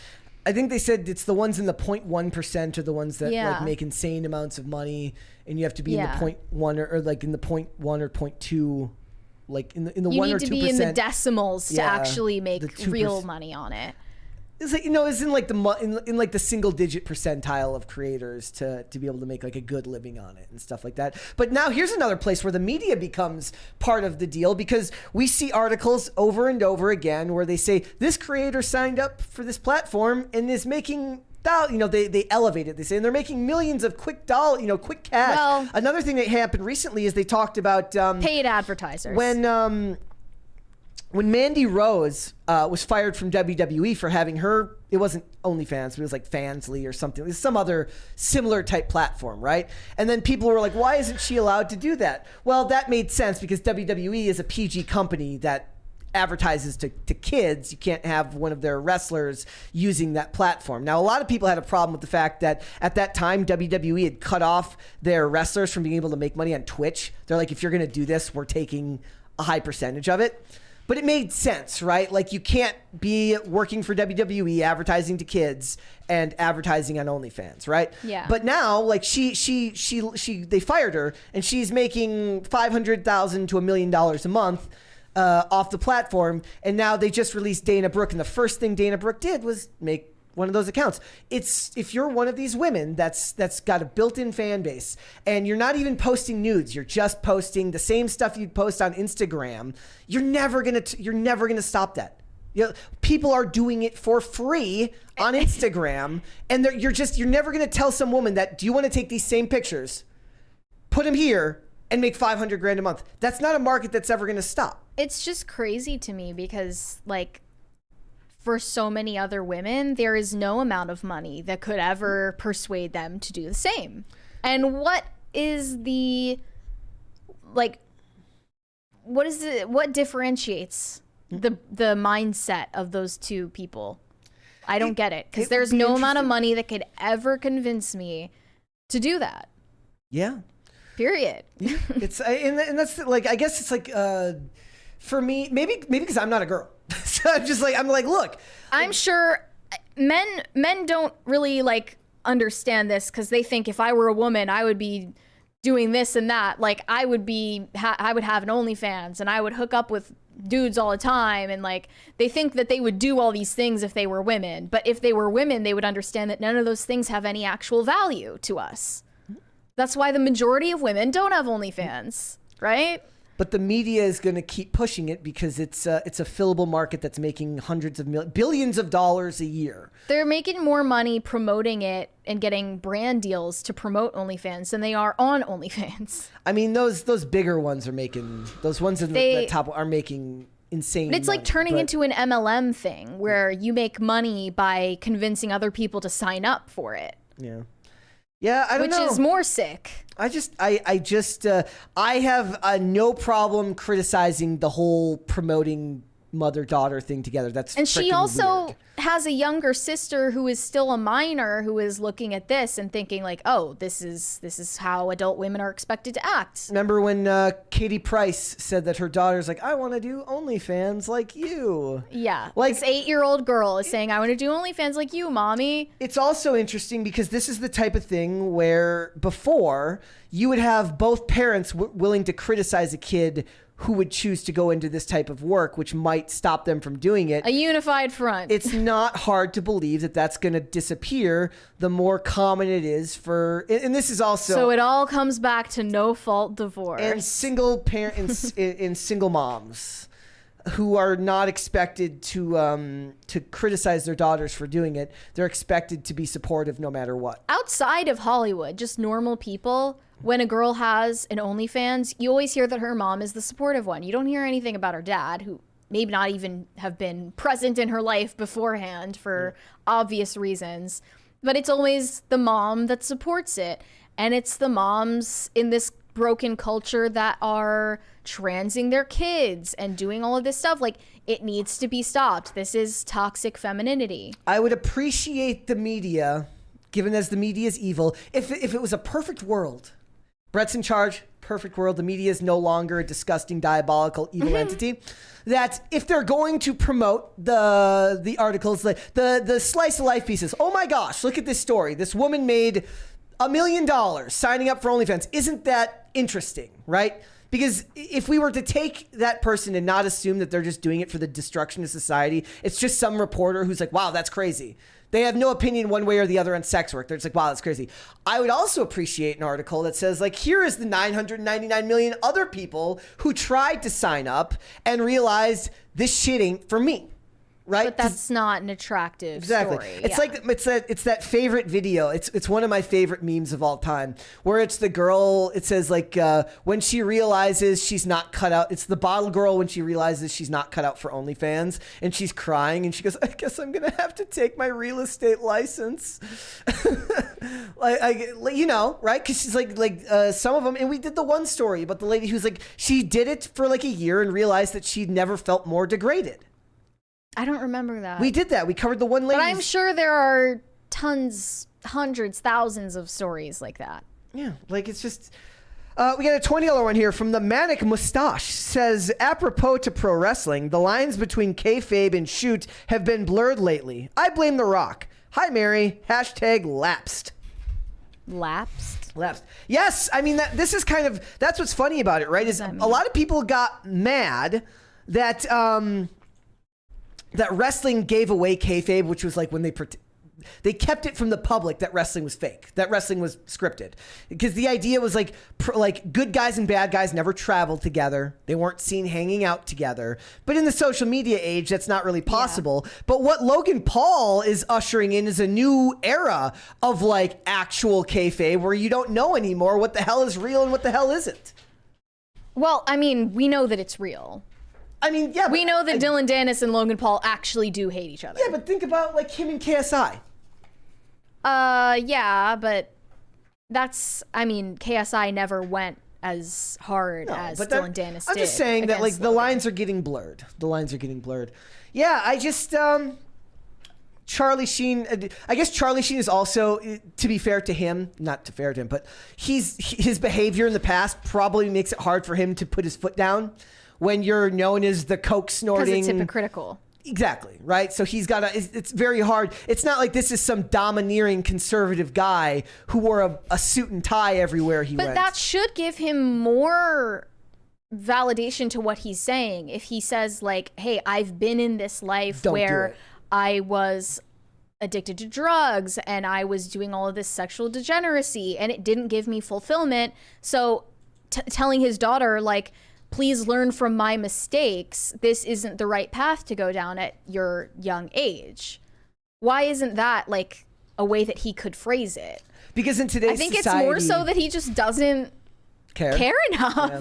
Also in today's society, I think a lot of it is like people would call him on like the hypocrisy of it, and it would be called male privilege. But it's like you get to behave this way, but I don't.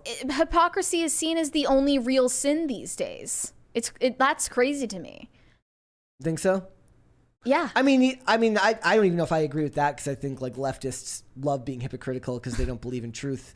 They only believe in, there's no truth but power. They have no problem being hypocritical all the time because it's all about, emphasizing your point, even if you directly contradicted yourself 5 minutes ago. I don't think it's hypocritical to say, in my past I did XYZ and I learned that XYZ is bad. Yeah. I advise you not to do XYZ. That is not hypocritical. Yeah. That is someone learning from doing things that were bad for them. Yeah. That's like a normal human evolution.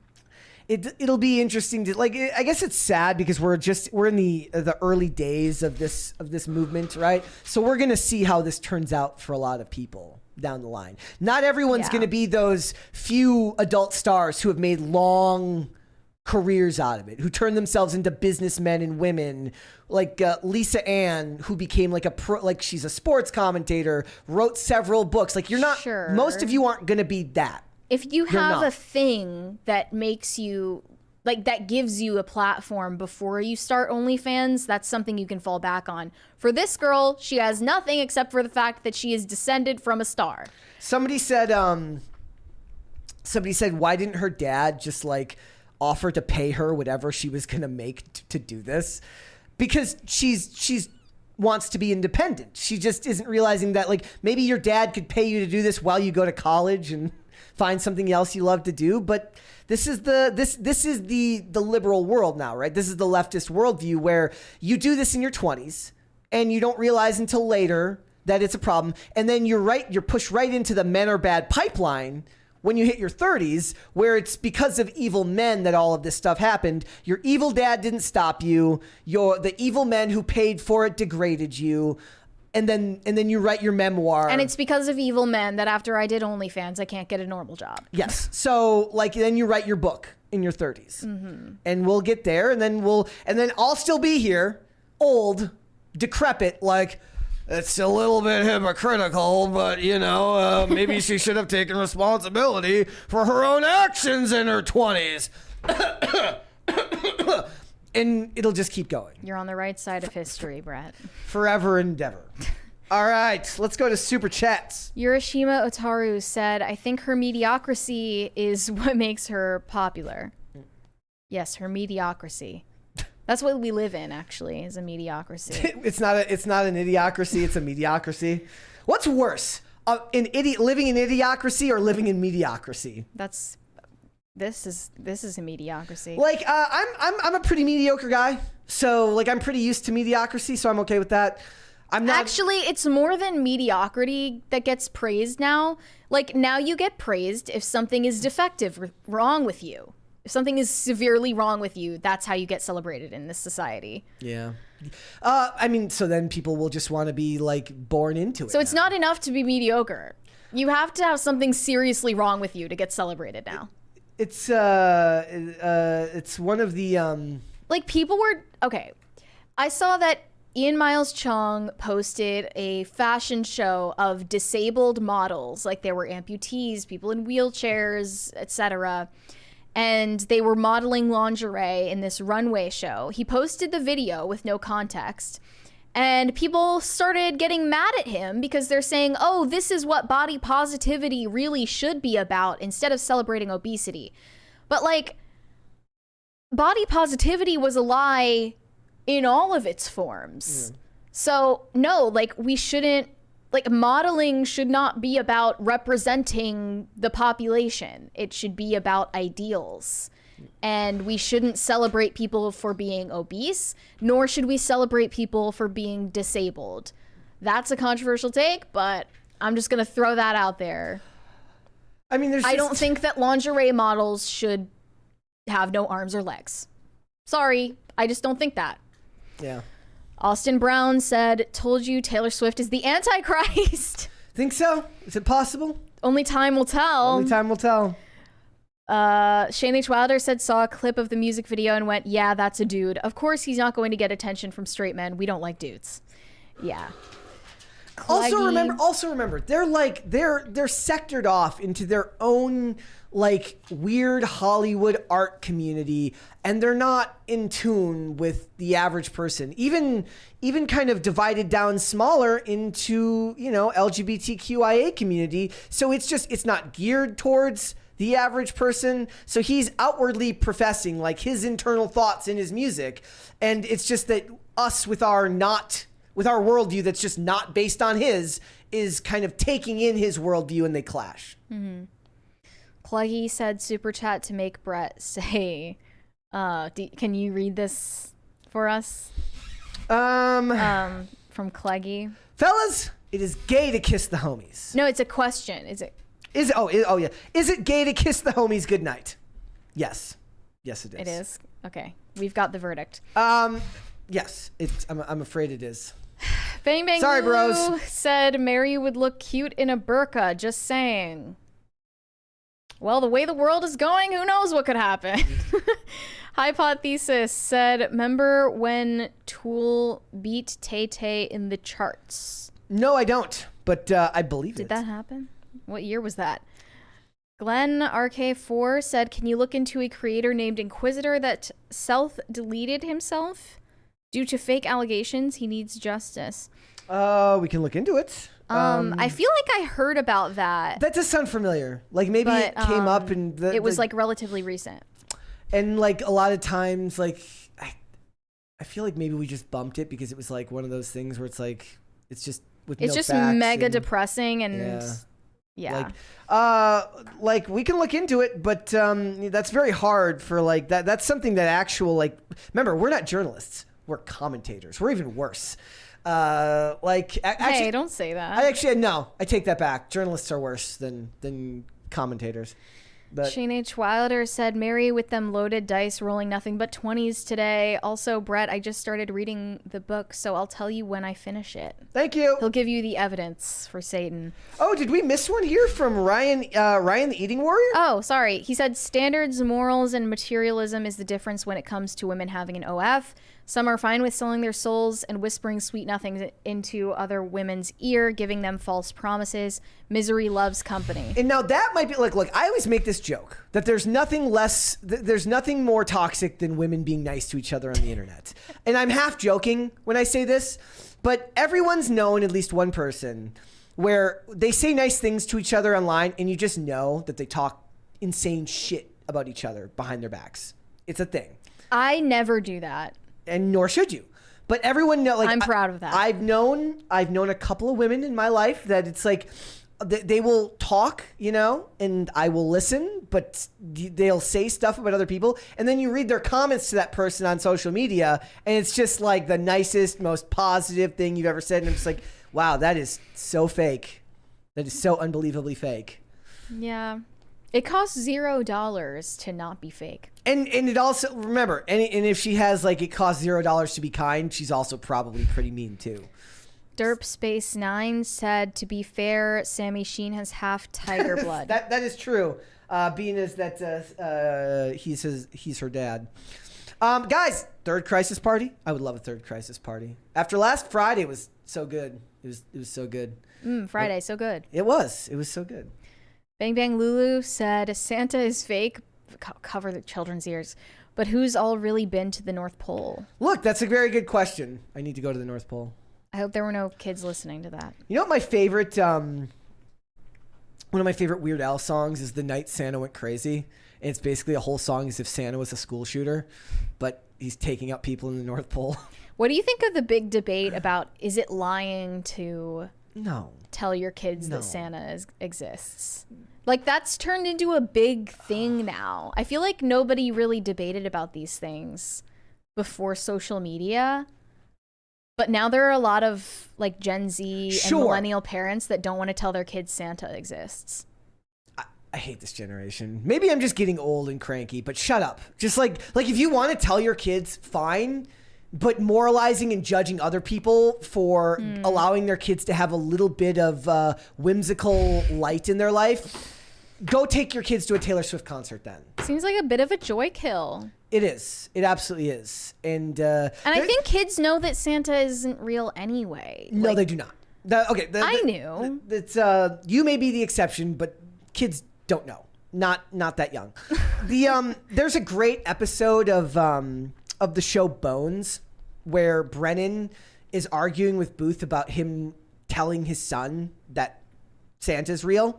And she's actually like, I would never like it. She's portrayed as the annoying one here. She's like, I would never lie to a kid, and everyone knows that it's because she has no experience with actual human beings in the real world because she's so weird. And then the character of Sweets, the psychologist, actually gives her like an explanation as to why it's important to allow kids to indulge in this type of fantasy, and then basically he explains it to her and he goes, it's not just a good thing to do. It's our job to help to allow kids this type of fantasy in their life. So you know what? No, like, you want to tell your kids that Santa's fake? Fine. Don't be mad at other parents for allowing this, because you're wrong. Shane H. Wilder said, wait, Sammy Sheen is half a snow cone. I'll get my coat and see myself out. I want to go see, guys, over the weekend, I watched 13 Hours, which I had never seen. And I watched, what was the other one I watched? Oh, I rewatched the original Jack Reacher movie with Tom Cruise. I'm going to go watch both of the first two Major League movies this weekend because they have Charlie Sheen in it, in honor of this, and watch him throw his life away as he's like his dog. Actually, come to think of it, that movie came out in 1994. The second one came out in 94, I believe, or 90, like in the early 90s. So she wouldn't even have been born yet. Actually, my biggest memory of Charlie Sheen is his cameo in Ferris Bueller. There you go. Yeah. There you go. So actually, somebody was posting about that this weekend. There's a meme going around about him. I don't even remember what. I'll send it to you later. I have to go find it. But there's like a meme that's going around about him from Ferris Bueller. Also, remember his dad is Martin Sheen. Actually, there's a. Wait, what? High Voltage 75s will go up. We'll just read the super chats here. Derp Space 9. What does he say? How about Christmas at Ground Zero, Brett? I'm assuming that's a reference, but I'm not getting it. I'm Bang sure Bang Lulu said, keep the kids on their feet. Go back and forth telling them it's fake and that it's not. Make them figure it out for themselves. Yeah. We're almost to a third crisis party, guys. Like 3/4 the way there. And then one more from High Voltage 75. I can't see it. Oh, he says, pop quiz for Mary. Sheen is a stage name. What is the family's real last name? Oof, I have no idea. Do you know? I know that it's Estevez. Because it is? Emilio Estevez, right. Martin Sheen, Charlie Sheen. Well, that's inconvenient timing for our woke day and age. Yes, it is. I mean, a lot of people were always kind of impressed that Emilio Estevez kept Charlie Sheen's real name is Carlos Erwin Estevez. Yep. His real name's Carlos. Yep. And I love Emilio Estevez because he was in Mighty Ducks. I actually got a message today from somebody who said, like, was the movie Mighty Ducks important to you being as you were a Minnesotan growing up? Yes. If you played hockey and grew up in Minnesota, you loved Mighty Ducks. I have an Adam Banks Hawks jersey because I never wanted the Mighty Ducks jersey. I wanted the Hawks jerseys because they were cooler. So Martin Sheen adopted his stage name in honor of Catholic Archbishop theologian Fulton J. Sheen, based. Yeah, but he plays a liberal president on the West Wing. Then, so I guess his daughter's name would be Samantha Estevez. There you go. You learn more every day. So after she stops doing OnlyFans, she can start going by her legal name, and no one will know. She'll have a music career. Yeah. All right, there's a couple Space more. 9 said it's the other Weird Al Christmas song. There you go. Not one that I've. Shane H. Wilder. Do you listen? Have you ever listened to Weird Al? You're you're way out of the age demographic for Weird Al. "Party in the CIA" is my personal favorite Weird Al song. Just me personally. Guess I listened to Lonely Island and Bart Baker. Nothing wrong with Lonely Island. Shane H. Wilder said, Santa doesn't exist? You mean it was my parents that knocked out Arius at the Council of Nicaea? Yeah, sorry to break it to you. Did you? Okay, here's a question for you, because this is one that comes up. Did you always open your gifts on Christmas Day, or did you open Christmas Eve? Because I never did the Christmas Eve thing. That's so weird. We got to open one gift on Christmas Eve and the rest on Christmas Day. But I did that one time, but I had never even heard that was a thing. Yeah, it was a thing. And like I heard that there's people that open all of them on Christmas Eve. So are those the people that just said Santa doesn't exist? Because otherwise, yeah. What's the point? What's the point? Does he come on Christmas Eve and drop off the presents? Or is it like that became the tradition after they got too old to believe in Santa? I don't know. Yeah. Madison Derenberger said, I've been in a wheelchair almost 7 years now and would gladly sign away all cripples' rights to be a model if only companies would make accessible adaptive clothing. The struggle is real. Yeah, that's probably got to be very difficult to find for clothing. I mean, I don't even have the first clue of what accessible adaptive clothing means. Like, what would make it accessible or adaptive or whatever. Yeah. tell us if you know. But there are, I mean, that's the thing, right? Is everyone's got struggles that not all of us are going to be able to understand. It's understandable. Like the argument most people are making is that like you're marketing towards a very small subsect of the population when that's not really the job of marketing campaigns.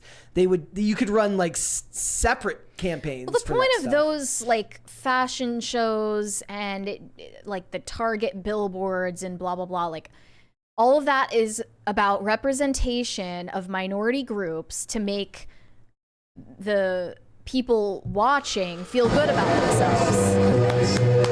Thank you so much, guys. Like it's for the audience to pat themselves on the back, and that's what I hate about it. Was it what were we talking about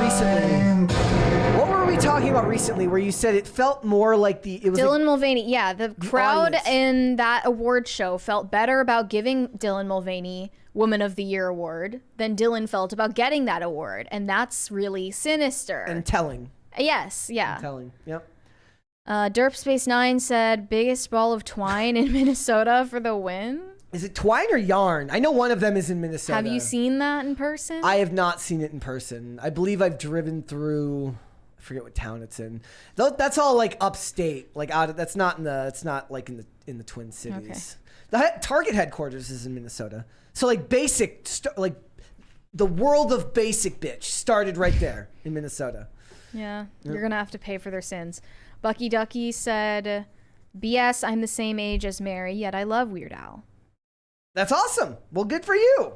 That's awesome. You're definitely in the exception, not the rule. You're gonna need to read the rest of them. And the last one here is from the Manic Mustache. Says, my dad was a shoot fighter in the 80s, so I thought Santa was real. See, the world's better if Santa's real. The world is a better place if you have kids that get to believe that Santa's real, right? Like, we're kind of assaulted by the fact that everything is in front of you now, and the internet can unravel any mystery at any time. What's wrong with a little whimsy for the kids? Is that really such a bad thing? Yeah, I agree. We live in the age of Santa Inc. I would also like to know whether those parents that tell their kids that Santa isn't real, do they also say that men and women are different, and do they know what a woman is? I would bet there's a strong correlation in people not knowing what a woman is. Santa falls down your chimney and points a gun at you and asks you what a woman is. What's a woman? All right, guys. I'm not going to give you any Christmas presents unless you tell me what a woman is. Answer the question.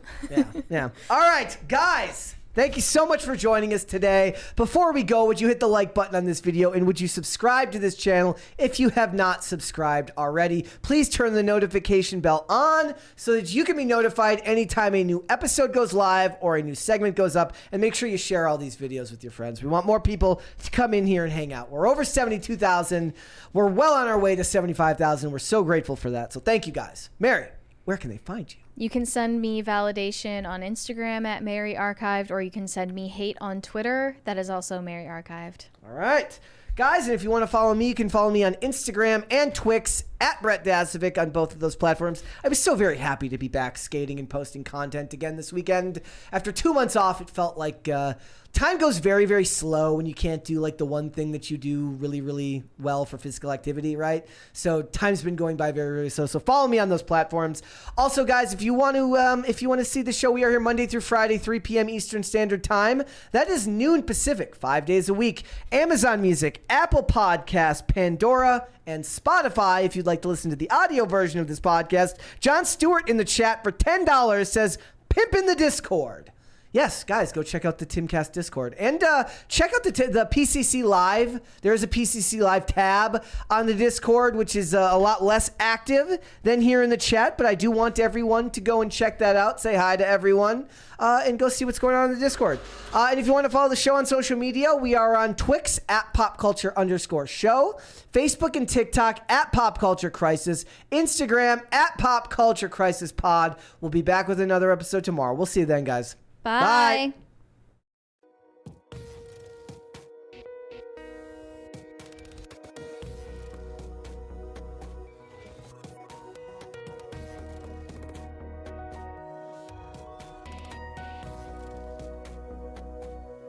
post-credit scene because Cowboy Tom in the chat sent a $20 super chat, says, move over, Rachel Zegler. Daily Wire is coming out with their own Snow White movie with Brett Cooper as Snow White. I have no idea if that's real. That sounds fake, but we'll be back with another episode tomorrow, guys. We'll see you then. Bye.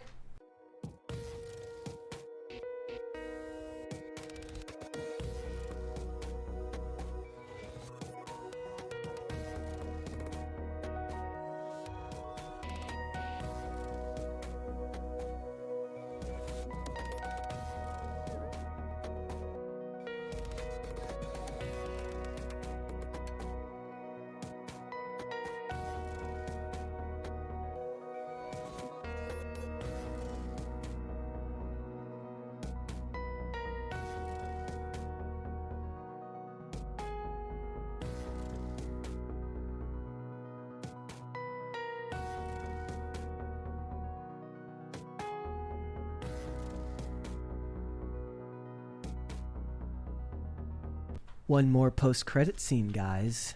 With 94% of the vote, you all think that Jada Pinkett Smith is the most toxic person to her husband. Isn't that fascinating? See, I didn't forget the poll. I was just keeping you guys all on your toes. I didn't want you to think that I would forget that. I would never forget the poll. That's ridiculous. Bye, guys. We'll see you tomorrow.